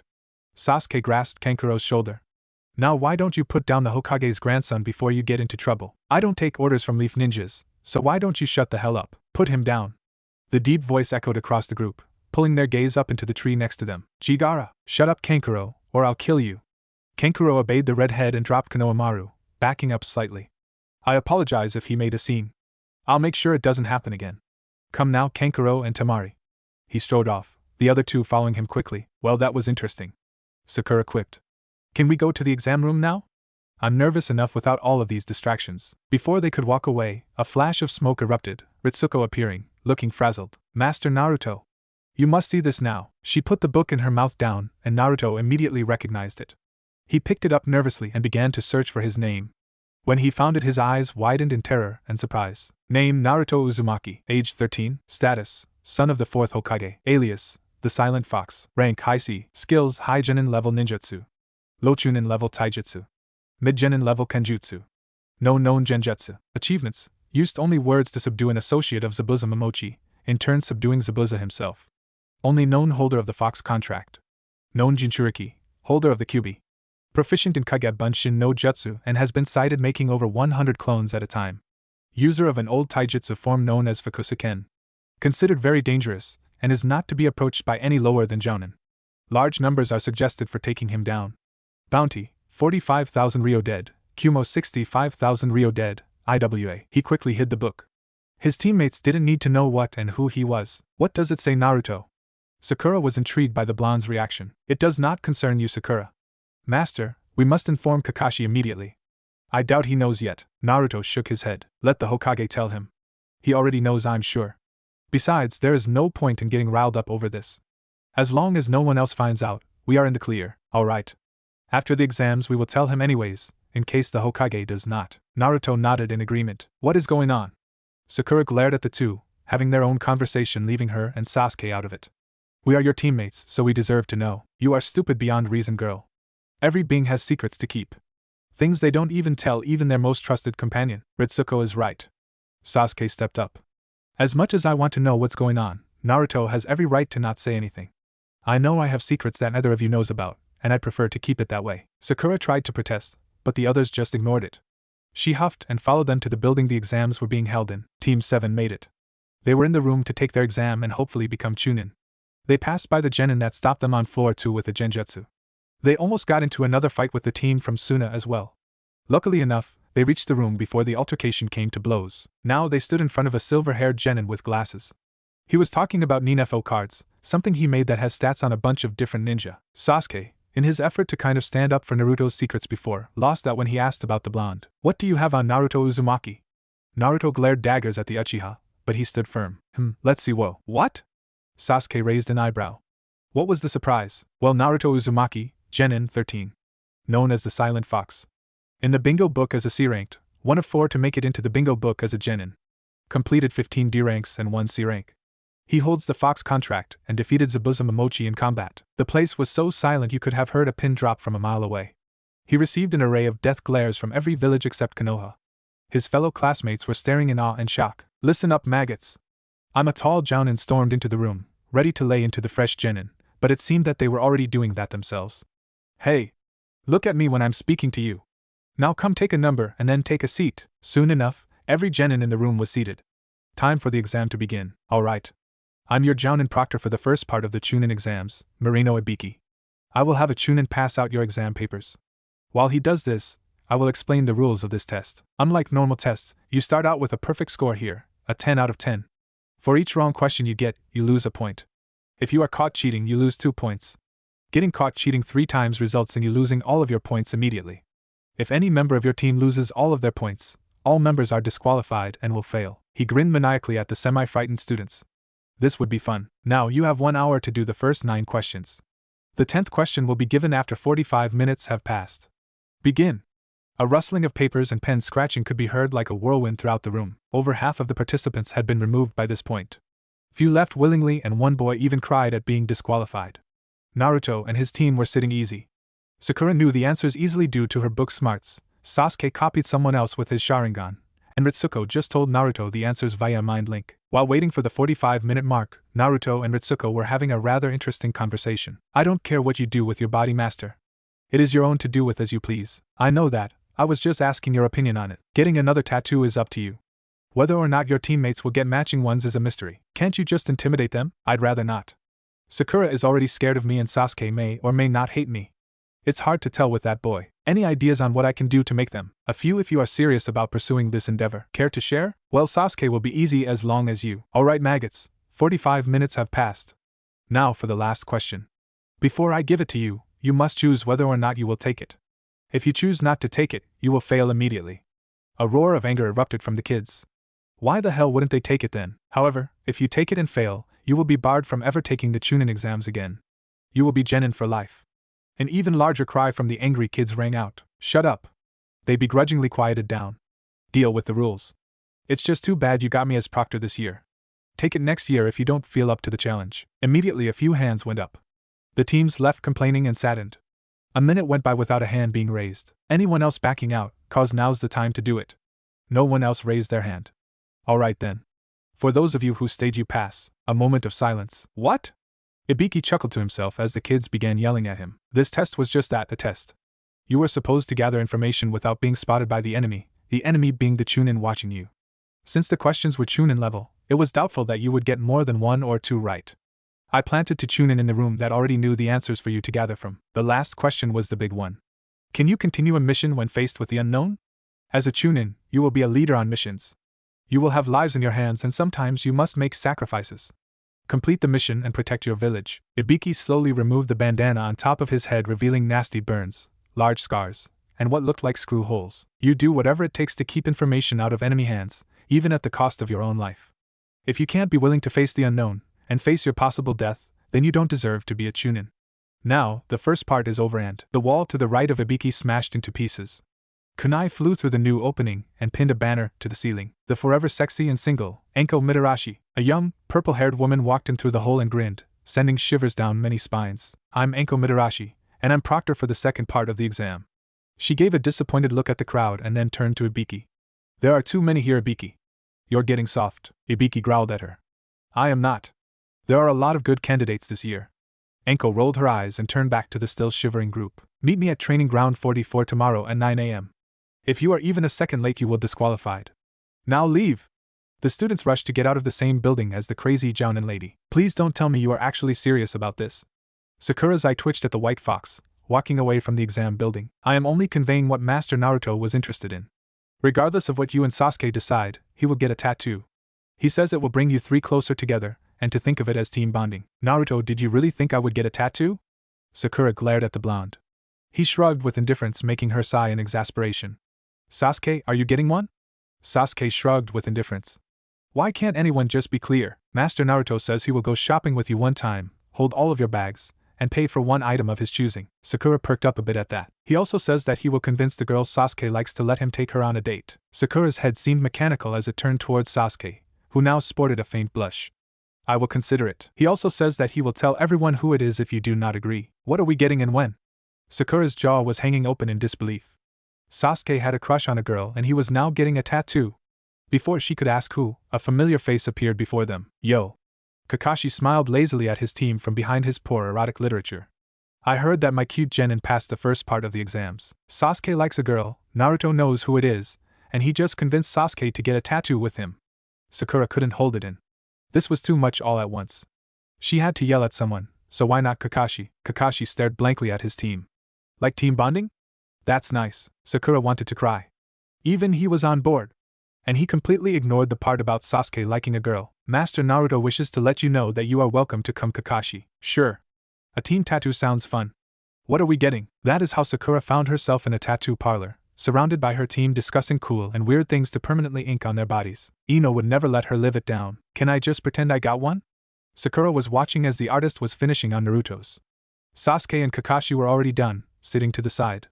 Naruto glared at her. Master Naruto says either it is done here, or he will have me hold you down, and he will do it himself. It may take a while, but he will get it done. That didn't sit well with Sakura. Better a professional than an angry Naruto. She was glad she convinced them to just get an intricate number 7, rather than all of their names. All done. Miss, if you're ready then please sit down. Naruto stood up and went to sit with Kakashi and Sasuke. She gave a fearful glance to Ritsuko. The fox bared her teeth in amusement as Sakura took a seat. Where do you want it? She turned to Naruto, pleading with her eyes. He just smiled and waved. Sakura sighed in defeat. She remembered Ino talking about girls in a magazine before. She said that their tattoos made them sexier or something like that. Most had 1 or 2 on their hips, so maybe she just put it there. My hip. Okay, I'll need you to pull your shorts down then. Sakura stared at the man, mortified. He sighed. I'm not a pervert, but I can't tattoo through clothing. You don't have to take them off, but they need to be pulled down a bit at least. That made her feel a bit better, but she still felt violated. She reluctantly pulled them down only as far as needed. She squeezed her eyes closed, waiting for the pain to come. Oh. She held herself from jerking in reflex to the jab. The man signed. This one would take a while. Why does it hurt that much? I am repeatedly stabbing you with a needle. It will hurt. She bit back another cry, waiting for it to be done. Ritsuko's smile never left. Sasuke got his on his neck, Kakashi got it on his lower back, Naruto's was on his shoulder opposite his fox summoning one. Naruto looked proud of himself, Sasuke was fighting a smile, Kakashi was reading, and Sakura winced in pain. I can't believe I just got a tattoo. She grumbled at Naruto. I'm blaming you for any repercussions that come from this. Naruto just shrugged and continued on with his proud look. Sasuke lightly cleared his throat to get Naruto's attention. You said you will help me. He was obviously holding back a smile. Can we do that now? Naruto nodded. Sakura was angry that she wasn't invited, but she would know about it by tomorrow. All it would take is a little prodding. Sakura was stumped. She recruited Ino to help her find out who this mysterious girl that Sasuke liked was. They searched for hours and asked several people about it, but no one knew about the last Uchiha having a crush. Waiting for Sasuke to show up the next day at Training Ground 44 was even worse. Naruto wouldn't, and couldn't, say anything without Sasuke's approval. Not that Sakura cared, but she was seriously wondering when the two of them became as close as they are. It's like one day they just stopped fighting and became best friends. When is Sasuke going to get here? She murmured to herself. She wanted to know, so she was just going to ask. Hopefully he would say something, anything about who it was. Sakura. Sakura jumped at the fox's voice. She never really got over her slight fear of Ritsuko. Yeah? She turned to see a white fox and a bashful-looking blonde. Before I say what I plan on saying, I must ask you to keep this to yourself. It is not necessarily life or death, but this is what my master's wishes. Sure, Sakura was kind of confused, but decided against saying no. Maybe she could learn something from the blonde about Sasuke's new crush. Master Naruto would like to ask your opinion on places for a date. I do not know enough about human customs to give an accurate assessment of locations. Date? Sakura's eyebrows shot up quickly. Oh. You mean like taking a girl out date? Correct. I don't know. You should ask Ino, she would know better than I would. Ritsuko raised her brow on one side. I was under the impression that you knew things like this since you are female. Well, so are you. I am. However, Master Naruto did not like my ideas of courtship. With foxes it is simple. Males fight over a female and the winner beds with the female they won. Sakura tried to ignore what was just said, but she couldn't. That was an interesting way of dating. She tried to shake it from her mind. Where is Sasuke at? He is on his way. He needed his beauty sleep. As though by magic, Sasuke came walking into the clearing before the training grounds. Sasuke! The Uchiha growled at Sakura. She stopped her advances and stared. Did he just growl? Naruto. He tossed a small bundle to the blonde. I got them. You owe me a lot of Ryo now. They weren't cheap. Naruto shrugged his shoulders and undid the bundle. Inside were 2 knives, both about 16 inches long. The blades were 10 inches in length, matte black and thin. The edges were both sharpened to a point, giving them a dagger-like appearance. The handles were metal, wrapped in a blue leather grip. 2 leather holsters were present as well, both a deep blue color. Naruto grinned, obviously happy with his new weapons. He strapped one holster to his left thigh and the other to his right. Sasuke? Can I ask you something? Sakura flinched at the growl he gave off once again. Who is the girl you like? Sasuke seemed to grow depressed, his head hung slightly. He was shot down for being, and I quote, an arrogant ass who only cares about restoring the Uchiha clan, so he can go politely sit on a dick. I found it humorous. Sasuke was embarrassed, but Sakura was confused. Who would turn down Sasuke? She thought what the girl said was funny as well, but she would never admit to it. So who was it? A recent friend of Naruto's. Do you know of the Inuzuka? Sakura's mouth fell open. You liked Sim? Sasuke liked Kiba's mom. What the hell? No. He has a crush on Hana, Sim's daughter and Kiba's older sister. I believe he was in your class. Sakura was twitching. Since when? I believe Sasuke's exact words were, I saw her attending to a stray cat one time and I thought her face markings were hot. He told her that, but as you can see, it didn't work out so well. Since when were you friends with Hana? Sasuke CID off Sakura's rant before it could go any further. You barely talked to Kiba and I doubt you know Sim well enough to be friendly towards her daughter. Last night while everyone was asleep, Master Naruto went to the Hokage about a newfound problem he has. The Hokage pointed him in the Inuzuka's direction. After explaining, both Sim and Hana helped him fix it. Sim was very sweet and took a liking to my master. Before Naruto's comrades could question him about his problem, a familiar, and very scary, voice boomed out across the clearing. It's 9 a.m. brats. Time for the second part of the Chunin exams. Enko eyed the crowd deviously. Seems you all made it. Now I will explain the rules. There are none. Most of the genin gave her a confused look. Anything goes for this part, including killing. Each team will be given a scroll, either heaven or earth. Once inside the training grounds you must make your way to the tower in the center. To pass you need both a heaven and earth scroll, as well as all 3 teammates alive. If you want to forfeit, now is the time to do it. Once inside, you have 5 days to reach the tower, and you will not be let out until the 5 days have passed. She beckoned for a Chunin on standby to start passing out forms. These are the waivers you must sign in order to compete. They state that Konoha is not responsible for your death if you do die during this part. Once they are signed, you may make your way to the tent over there and exchange your waivers for a scroll and gate number. Go wait by your gate, we will begin in 10 minutes. Enko was surprised that all of the genin signed the forms, but she didn't care one way or another. Naruto and company made their way to gate 13 after collecting their heaven scroll. I smelled danger. Be on your guard, there is something dangerous lurking here. The 3 nodded and waited for the signal to begin. A bang was heard and gate 13 opened. They sprinted into the wilderness, ready for what they were to face, or so they thought. Flashback. Master Naruto, you must be calm. That is the only way you will ever be able to master the chakra my lord has given you. I am trying my hardest, Ritsuko. That is why you are failing. You think of this energy as a faucet. You believe you may turn it off or on at will, but that is not the case. It is like a river that runs through your veins, it cannot be stopped, but with enough guidance can be changed. Direct the flow, but do not stem it or you will create a dam that will inevitably burst and eventually kill you. Naruto took a deep breath and calmed himself. Direct but don't stem. He let the malicious chakra fill his body. It made him cringe in pain. Instead of forcing it to mold, he let it mold itself, flowing through him alongside his normal chakra. The pain slowly faded and he found himself smiling at what he accomplished. Thank you, Ritsuko. Kit, we must speak. Kyuubi's voice echoed in Naruto's mind. The blonde frowned. He was only a week away from completing the training he needed for the Chunin exams. He didn't need distractions. What is it? I don't quite understand it myself, but it might relate to my chakra being allowed to roam free for so long. I remember what happened the day I attacked. It was foolish of me to forget, but that damnable Uchiha must have messed with my memories. What do you mean? What happened? I must have had memories transferred to me from him. There is no other explanation. Naruto raised an eyebrow. I don't understand what Sasuke did, but I'll hit him for you if you want. No, it wasn't him. I remember being sealed inside a woman. She gave birth to a son and was left weakened, allowing my prison to weaken as well. The Uchiha forced me out and controlled me with the Sharingan. I was forced to attack your village and do his bidding. I fought the 4th Hokage and then I was sealed inside of the woman's son. The revelation hit Naruto like a bolt of lightning, shocking him to his core. My mom was a Jinchuriki. Yes, but that is not all. The 4th Hokage, he was her mate. Present day. Naruto. The blonde shook himself out of his stupor, staring at the person the voice belonged to. He smiled weakly at his pink-haired teammate. Now was not the time to daydream, especially about that day. Although it was probably his fault for getting upgraded in the bingo book for yelling it out loud after Kyuubi's story. Finally! We've been trying to get your attention for 10 minutes now. Ritsuko said to leave you alone, but we have to move now. Sasuke senses other ninja approaching. Lucky for us, they don't seem to be quick. Master Naruto was in deep thought. You shouldn't have distracted him. Whatever. We have been camped here for a few hours. We should start searching for an earth scroll immediately. The earlier we get to the tower, the more rest we can have.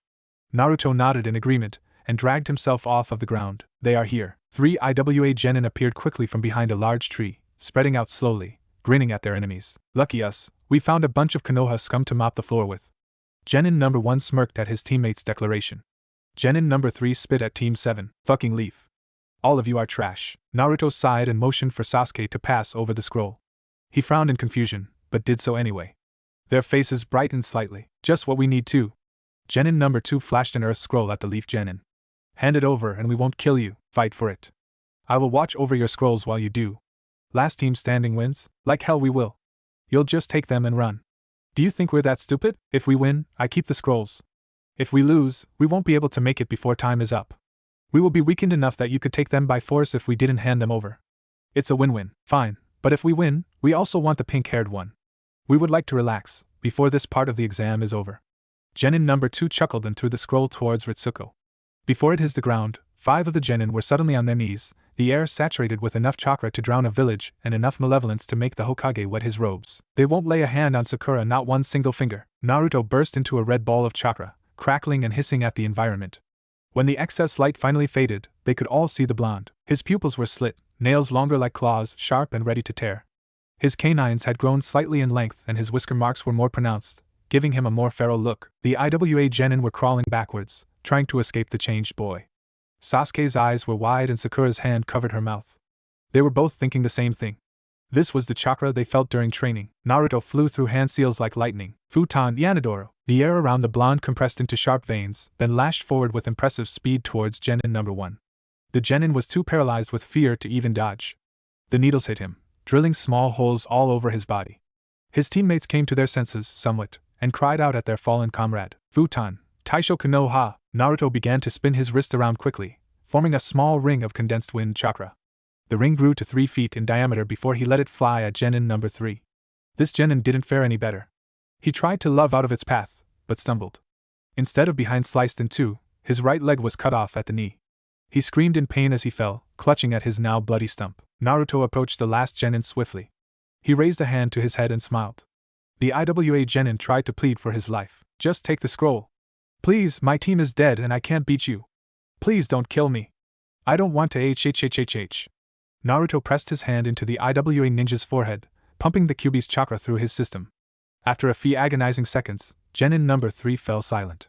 Naruto pulled away and looked back at his teammates. Both pairs of eyes were wide open, Sasuke's in shock, Sakura's in fear. The blonde walked calmly to Sakura and gently placed his hands on her shoulders. He gave her a reassuring smile, warming the pink-haired ninja's heart. He just wanted to protect his team. He did all of this for me. Naruto nodded to Sasuke, letting him watch over the other two. After a few deep breaths, he calmly walked around the nearest tree. A second later, vomit could be heard splattering against the trunk. Neither Sasuke nor Sakura could really blame him though. To witness what just happened made their stomachs turn. To actually be the ones doing it, it took a few moments, then finally the vomiting stopped. A thump followed. This raised concern in the blonde's teammates, but before they could do anything, Ritsuko halted them. Master Naruto is my responsibility. I will fetch him in a moment. He simply passed out from exhaustion, a surprising feat considering how much natural chakra he has. I suggest we stay here tonight as well. We can leave in the morning. Concern for Naruto was present, but neither disagreed with Ritsuko. They could use some rest after this, even if they did nothing. Naruto awoke to the sound of an angel. Naruto! Okay, not an angel. Naruto! He opened his eyes slowly and saw his teammates, and Ritsuko hovering over him. Oh thank Kami, we thought you'd never wake up. You've been unconscious for almost a day. We were getting worried. The blonde sat up and rubbed his eyes. Was he really out a whole day? The memories of what happened came flooding back to him, making him nauseous again. What happened to you, Naruto? You look different. Sakura stared in concern at Naruto. You gone tell us. We are your teammates, which means we will be here for you no matter what. Perhaps they can be told now, master. They have already seen your physical changes and will find out sooner or later. Naruto nodded hesitantly, letting Ritsuko explain what happened. It happened during the last month of our training for the Chunin exams. Master Naruto has a second chakra type in his body. This type of chakra was used for extended periods of time, allowing it to physically alter his body. Sasuke furrowed his brows. So why does it feel so evil? It isn't natural, is it? Correct. The chakra comes from my lord. Are you going to tell us who that is, or are we going to be left out of that secret still? It shouldn't be too hard to figure out. I am a fox. Who is the greatest of all foxes? Both Sasuke and Sakura frowned in confusion before it hit them. Kyuubi, once again you are correct. When the fourth Hokage fought against my lord almost 14 years ago, he did not kill him. My lord was sealed inside of a newborn boy, with hopes that the boy would keep my lord from walking free. That boy was Master Naruto. Sakura frowned. Who would willingly give up their own child for that though? I know that Naruto was an orphan, but if he was just born, his parents were alive then. The fourth Hokage, he was an honorable man. He would never have asked someone to give up their child. He gave up his own child for the village. The two slowly turned towards Naruto. You are the fourth Hokage's son? Sasuke watched as Naruto nodded slowly. Wow, Sakura wasn't much better. The man who single-handedly helped win the war against IWA and was undoubtedly the greatest Hokage of all time had a son. That boy was on her team. We should get moving. You may question Master Naruto once we reach the tower. We only have 2 days left now. Team 7 slowly got to its feet, preparing for the trek to the tower. They left their temporary camp, unaware of a lone ninja following them. Kukuku. Things are sure turning out to be interesting. Speeding through the trees, Team 7 was in deep thought. Sakura was mad at Naruto for hiding something so important from her and Sasuke, but she could understand why he did. If word got out about him holding the QB inside of him, there could be a huge problem. Sasuke was interested in what else the blonde could do. He used 2 new techniques that he had never seen before, and something told him that wasn't all the blonde could do. Naruto felt happy that he had finally told someone, though it wasn't really voluntary. It felt like a weight had been lifted from his shoulders. He could breathe easier now. Kukuku. Sasuke, where are you going? The group stopped on a branch and took up a defensive position. I would just like to talk, no need for violence. A figure soon dropped to a nearby branch. It was a shady-looking grass ninja. I don't know you. Leave or we will kill you where you stand. The ninja grinned unnervingly. You can't kill me, Sasuke.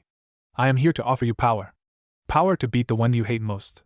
Sasuke's eyes narrowed at the declaration. You know nothing. Leave now, the ninja sighed. Oh Sasuke. I'll have to whip the disobedience out of you. The ninja reached for her face and began to tear it off.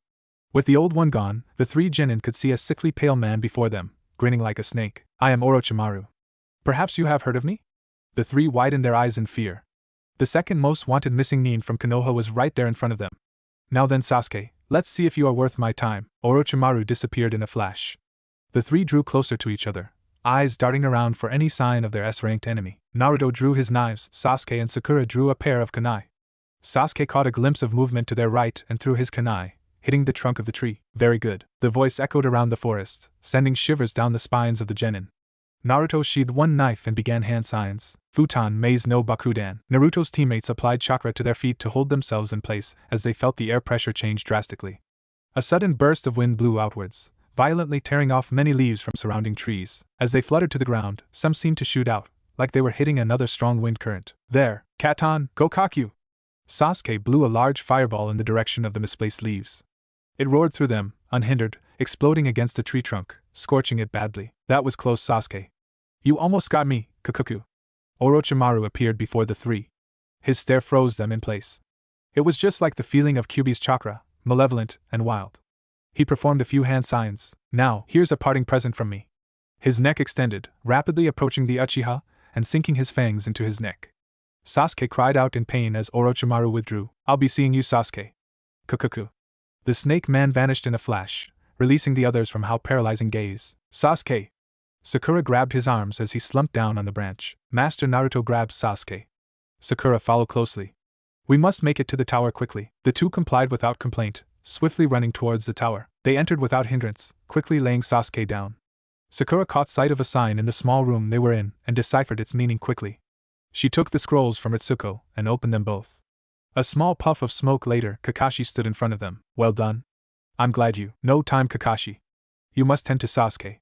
We met Orochimaru and he bit the Uchiha. He has been writhing in pain ever since. Kakashi took one glance at Sasuke before sweeping him into his arms. I'll deal with this. Upstairs you may rest until the 5 days are up. Kakashi left via Shunshin, leaving the 2 exhausted genin and a peeved fox. I suggest you get some rest. You will need it for the next part of the exam. Master Naruto, you should reapply your henge in case we meet any others. Naruto couldn't complain about that. After all of the ordeals they dealt with in the forest, the only thing he wanted to do was sleep for a week. After reapplying the henge, both he and Sakura made their way up the stairs, leading them into a small lounge area. There were doors leading away from the rooms, marked with different village symbols. No one knew was present in the lounge, so they went to the Konoha room. Inside they found 3 people. They were leaf ninja based on their attire, but they seemed to be a year or 2 older than they were. It seems another Konoha team made it. The only girl of the bunch waved to them. I don't think I've met you before. I'm Tenten. Sakura smiled lightly. I'm Sakura and this is Naruto. Yash! The boy in green spandex jumped in front of Sakura, scaring her. Most beautiful Sakura, will you go out with me? Sakura was sputtering in confusion. Naruto smirked and walked towards the opposite side of the room, leaving Sakura to deal with the new boy herself. I don't even know who you are. Yash! I am Rock Lee. Now will you go out with me, beautiful Sakura? Lee. The now named Lee turned to face Tenten. Maybe you should wait and get to know her first. You are right, Tenten. I must show her how youthful I am before she will accept my offer. I shall do 2,000 push-ups for you without stopping. If I cannot do that, I will run around Konoha twice on my hands. If I cannot do that, Lee, that's enough. Tenten lightly reprimanded her teammate. Let's wait until the exams are over first. She turned to Sakura. I'm sorry, no, it's fine. Sakura eyed the weird boy out of the corner of her eye. Who is your third teammate? Oh, that's Niji. He doesn't talk much, don't take it personally. I deal with that all the time. Naruto can't talk and Sasuke is a recluse, so it's fine. Tenten raised an eyebrow. Where is Sasuke? Shouldn't he be here since you passed? He got injured. Kakashi-sensei is taking care of him. Tenten nodded, apparently satisfied with the answer. She turned to Naruto. So you can't talk? Why is that? He was betrayed. Tenten jumped at the voice, but her eyes widened when she saw who it belonged to. You can talk? Yes. I am Ritsuko, attendant to Master Naruto. What do you mean he was betrayed? During Master Naruto's time at the academy, a group of Konoha ninja attacked him. That event led to him becoming mute, Tenten stated in disbelief. Niji seemed to be interested in that statement, and turned slightly to join the conversation. Lee was appalled. Naruto was attacked by our own ninja? That is very unyouthful. Niji nodded at Naruto, acknowledging his hardship. Tenten caught a glimpse of the handles of Naruto's thighs and smiled. May I look at your weapons, Naruto? He raised an eyebrow in confusion. I'm a bit of a nut for weapons. My dad runs a shop and I am a weapon user myself. Naruto nodded and unsheathed one of his knives, tossing it to her. She examined it with a trained eye and gave it a few test swings and thrusts. She smiled once again and tossed it back. It is a beautiful knife. I hope they work well for you. Naruto grinned and sheathed his blade. He stretched out before laying down on one of the beds available, ready for sleep. Master Naruto, I must leave for a while. I will be back in time for the next part of your exam. Ritsuko bowed her head and disappeared in a puff of smoke. The following day passed quickly. Without Ritsuko to talk to, Naruto felt like being alone. He spent the day meditating, ignoring the loud proclamations from Lee. It was very rare he had any time to relax. He would enjoy it while he could. Sakura tried to talk with him, but after a few minutes of being ignored, she left him alone. Keeping Lee away was taking up most of her time, something she didn't enjoy.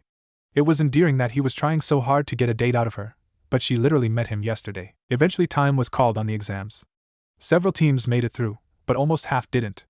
It came as a shock to Naruto that so many didn't make the deadline. The remaining genin were called to an underground training area where the Hokage and the Jounin instructors waited.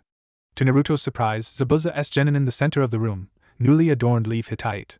Naruto got a glimpse of Sasuke as they were walking in, paler than normal, but otherwise looking well. Once the genin were filed in, Zabuza cleared his throat. I am Zabuza Momochi, the proctor for the third part of the Chunin exams. You will do what I say when I say it or I will beat you to death, got it? His grin had just the right amount of crazy in it. Some of genin that remembered what the silver-haired kid said before the first part turned to stare in wonder at the blonde. This was the guy he beat. After all of the genin nodded, Zabuza continued. Too many passed the second part, so we will have a preliminary match before the final part of the exam. Anyone who wants to leave better do it now. The silver-haired kid from the first portion raised his hand and left after being dismissed. Anyone else? Good. Watch the board, it will show us our first fight. Zabuza thumbed over his shoulder at the giant board as it started flashing through names. When it stopped, Zabuza called out, Sasuke Uchiha and Yoroi Akato, please stay. The rest of you head up to the balcony and wait your turn. The rest of the genin slowly made their way up towards balcony. Naruto walked up to Zabuza. The swordman grinned. Hey kid, glad to see you made it through. Haku's up there with the Hokage. She wanted to watch you fight and the old man said it was okay. Naruto smiled and nodded, then left for the balcony. He saw Haku and his grin got even bigger. Naruto! Haku called out in joy, walking over to the blonde before wrapping him in a hug. I'm so glad you made it to the final round.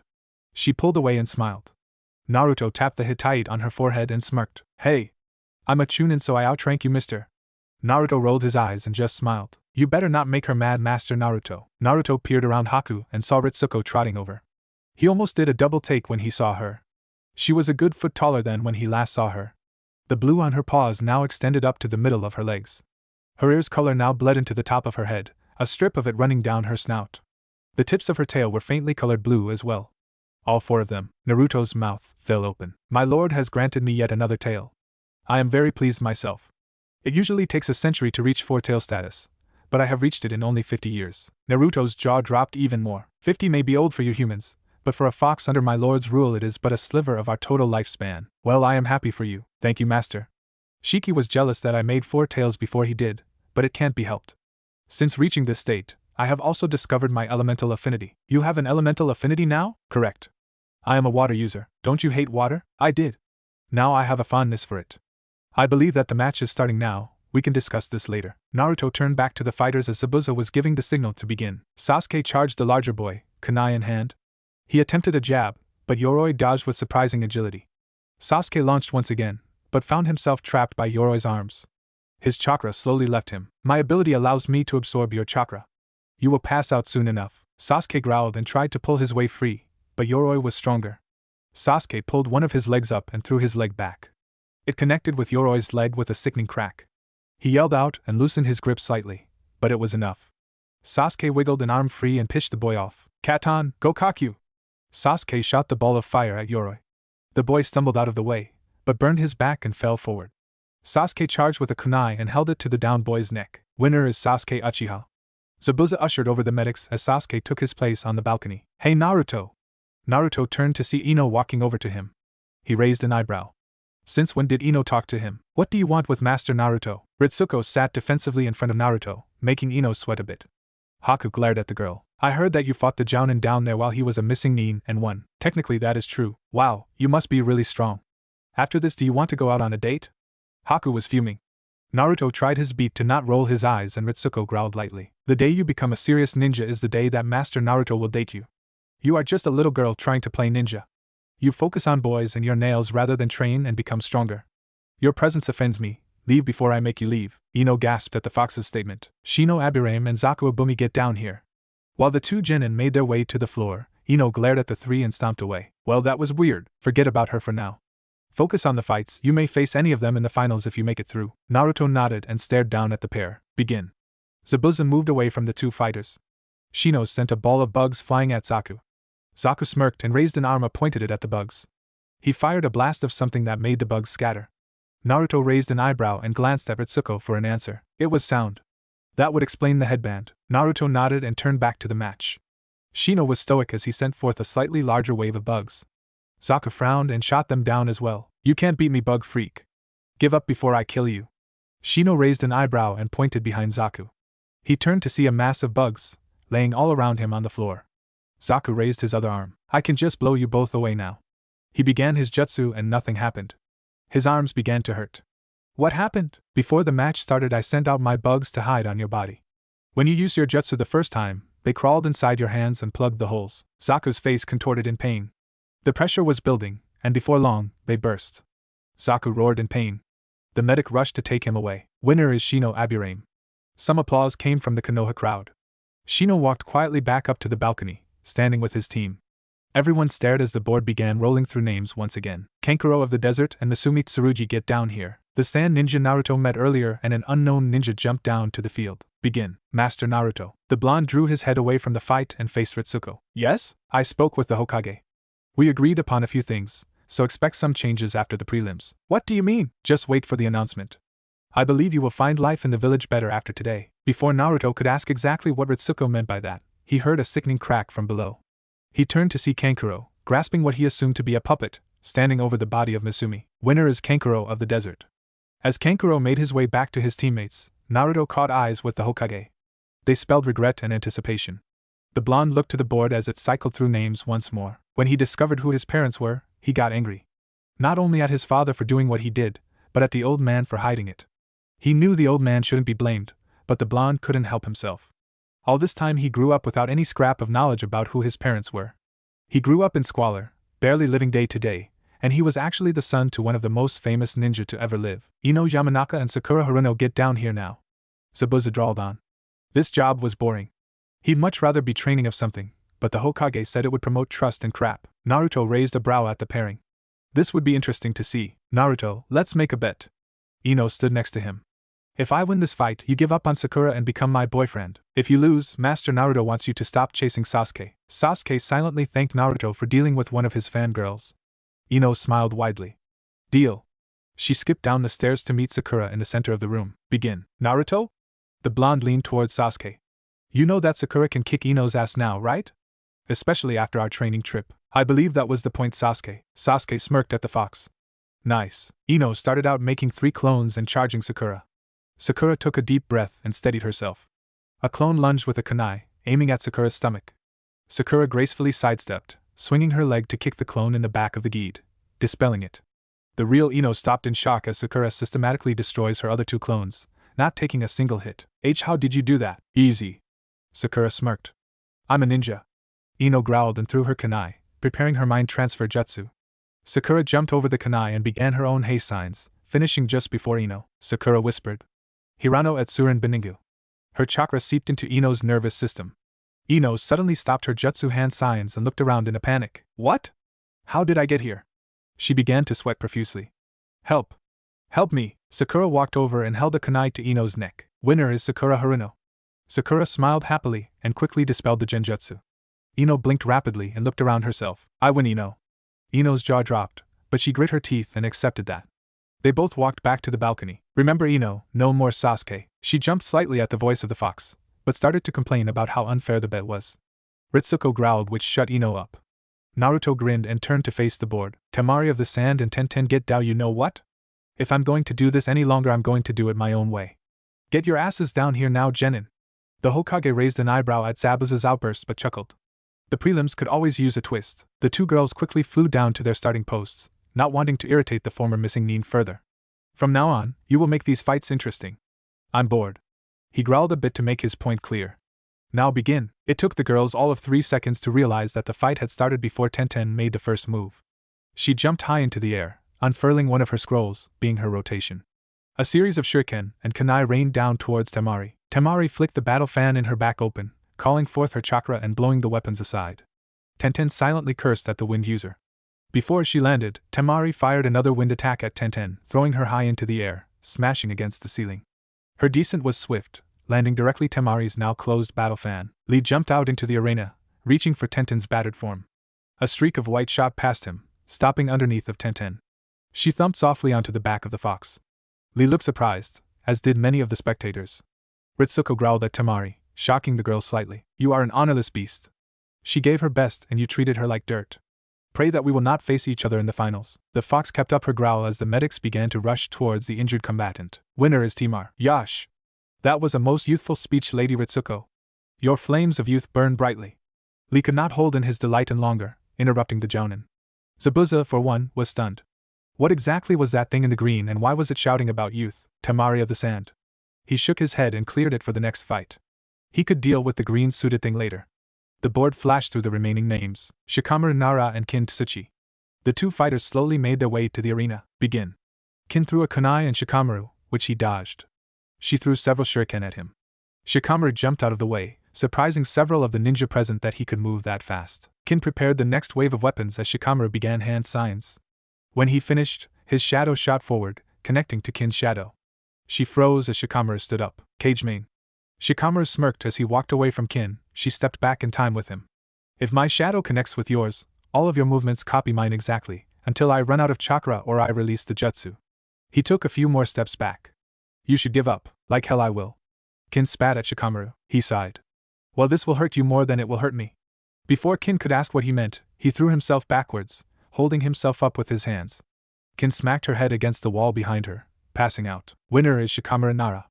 Konoha clapped for Shikamaru and his interesting win. As the board spun, Shikamaru made his way to the balcony. Kiba Inuzuka and Naruto Uzumaki come on. Naruto made his way down the stairs, Kiba following closely behind. All eyes were on the blonde and his fox. The boy was the enigma of the generation. Before he graduated, he was the dead last, the one you expected nothing good from. Now he has a summoning contract and is in the bingo book. He was certainly the one to be careful of here. The two took their positions, companions beside them. Begin. Zabuza steps back, knowing that Naruto can be destructive. Don't make it too easy for me, Naruto. Kiba dropped to all fours, beginning his first technique. Naruto disappeared in a flash of speed, kicking Akamaru off of Kiba's back. Akamaru! Kiba cried out to his companion as he hit the wall. He turned back to Naruto ready to attack. Ritsuko traded places with Naruto quickly after the attack. Suetun, Suirio! A jet of water shot forward from Ritsuko's mouth, forcing Kiba back from its pressure. Naruto began hand signs while Ritsuko had Kiba busy. Futon no Makaze. A fierce gust of wind blew forth, pushing down on Kiba, forcing him to kneel. The blonde drew his blades and rushed forth. Kiba soon found himself drenched with a knife at his neck and at his chest. Kiba formed a small grin. I forfeit. Naruto returned the grin and offered a hand to Kiba. Once on his feet, Kiba and Naruto began their walk back to the balcony. Winner is Naruto Uzumaki. The Jounin instructors were astonished by his performance. He was quick, efficient, and had both water and wind techniques to use. Not to mention he hasn't even used his summoning contract yet. If he managed to gain another affinity, he would become an exceptional Jounin. The board spun through the remaining names as Naruto took a seat next to Haku. I'm glad you won, Naruto. Naruto gave her a smile and a thumbs up, agreeing with her. You really did a number on my student Naruto. The blonde turned slightly to see a red-eyed lady staring down at him. I'm Kiba's Jounin instructor, Yuhi Kurenai. Naruto nodded out of respect. What is it you request of Master Naruto? Kurenai raised an eyebrow at the fox's slightly rude tone, but dismissed it. Nothing in particular, but I was curious as to how he became as fast as he is. Inuzukas are notorious for their speed, but Naruto completely outclassed Kiba. Master Naruto undergoes a special type of training that no one else can perform. High strain is put on his body for several hours a day, followed by normal training. Do you doubt others' ability as ninjas? Kurenai was confused by the statement. No, I doubt your ability as humans. If you were to do the training Master Naruto does for one day, you would be hospitalized for several days. Kurenai was about to make a remark when Zabuza called down the next combatants. Niji Hyuga and Hinata Hyuga, come down here. Kurenai left quickly to speak with her student, before letting her go down to the arena. She stood across from her cousin, who glared at her fiercely. Begin. Hinata moved into her family's taijutsu stance. Niji just stood still, glaring at her. Give up, Hinata, you cannot win. Fate has already decreed me the winner. Hinata trembled, but tried to stand firm. We won't know until the match is over. You are weak. Hinata flinched at the voice. You have always been weak and will always be so. You cannot beat me. He took the Jukin stance. This is your last chance to give up. When Hinata didn't immediately forfeit, Niji took it as a sign to attack. He rushed at Hinata with speed, striking her arm. She stumbled back and began to straighten her pose. Niji struck again. A few minutes went by, Niji landing blow after blow. Hinata looked tired and ready to drop.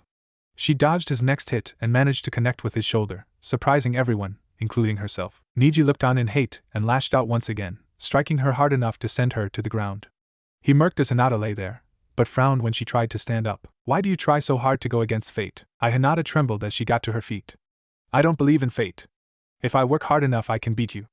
Niji growled at her defiance towards his belief. He lashed out, intent on striking her chest, when 3 Jounin stood in his way. Kurenai directly in front of Hinata, kunai in hand. Enko had a kunai at his throat. Kakashi had his hands together in a hand sign. Winner by default is Niji Hyuga. The Jounin separated, allowing Niji to go back to the balcony and the medics to take Hinata. Everyone took a breath as the tension faded, bringing their attention back to the board. Rock Lee and Gaara of the desert, get down here. Lee jumped off the railing, yelling about youth, while Gaara used Shunshin to make his way to the arena. Begin. Lee flashed towards Gaara, jumping up and throwing his leg at him, intent on a kick to the head. When sand shot out of the gourd on his back and blocked the strike, Lee jumped back. This would be a rough fight. Several minutes into combat, Lee was dodging the sand attacks from Gaara, trying to get a hit in edgewise. He had already removed his weights and was nearing his limit. Lee! The boy turned to see his sensei grinning at him. I give you permission to use it, but Guy-sensei, it is okay, Lee. You need it to beat your opponent. He steeled his face and placed his hands together, positioning himself closer to the floor with a wider stance. Guy, you didn't. Kakashi turned to his fellow Jounin. I did, Kakashi. He will kill himself if he uses that. Lee was currently red, screaming in what appeared to he pain. He flashed out of sight, striking Gaara in the chest before disappearing only to reappear behind Gaara and hit him once more. The room was astonished at the boy's speed. Gaara winced each time a fist or foot made contact with his body. He couldn't do anything like this. Now to finish this. Lee shot to the ground and aimed a kick from underneath the sand ninja. He repeatedly kicked him further into the air, slowly approaching the ceiling. He wrapped Gaara in his wrist bandages and begun his spiral to the ground. Final Lotus! The impact shook the arena and caused a crater to form in the center of it. Once the smoke cleared, Lee was kneeling, breathing erratically, next to a shriveled husk of his opponent. Lee, thinking he had killed his opponent, began to worry. Unknown to him, Gaara had appeared behind him. His sand trapped Lee quickly, holding him up by his arm and leg. Desert coffin. The sand crushed the appendages mercilessly, spurting blood out onto the floor. Lee pulled himself away from the sand ninja, dragging his body along the ground. The sand quickly approached the prone competitor. Suddenly, the sand dispersed, revealing Guy with an expressionless look on his face. My student forfeits. He will be killed if he continues. Winner is Gaara of the desert. The room was silent as the medics rushed to get Lee attention. Naruto turned to Ritsuko. He felt familiar. He should. He is the container for the one tail, Shikaku. You are one and the same. That is concerning. How so? To think that I could have easily ended up the same way he did. Filled with bloodlust and a need for killing. Yes, you are fortunate that my lord favors you. Favors me?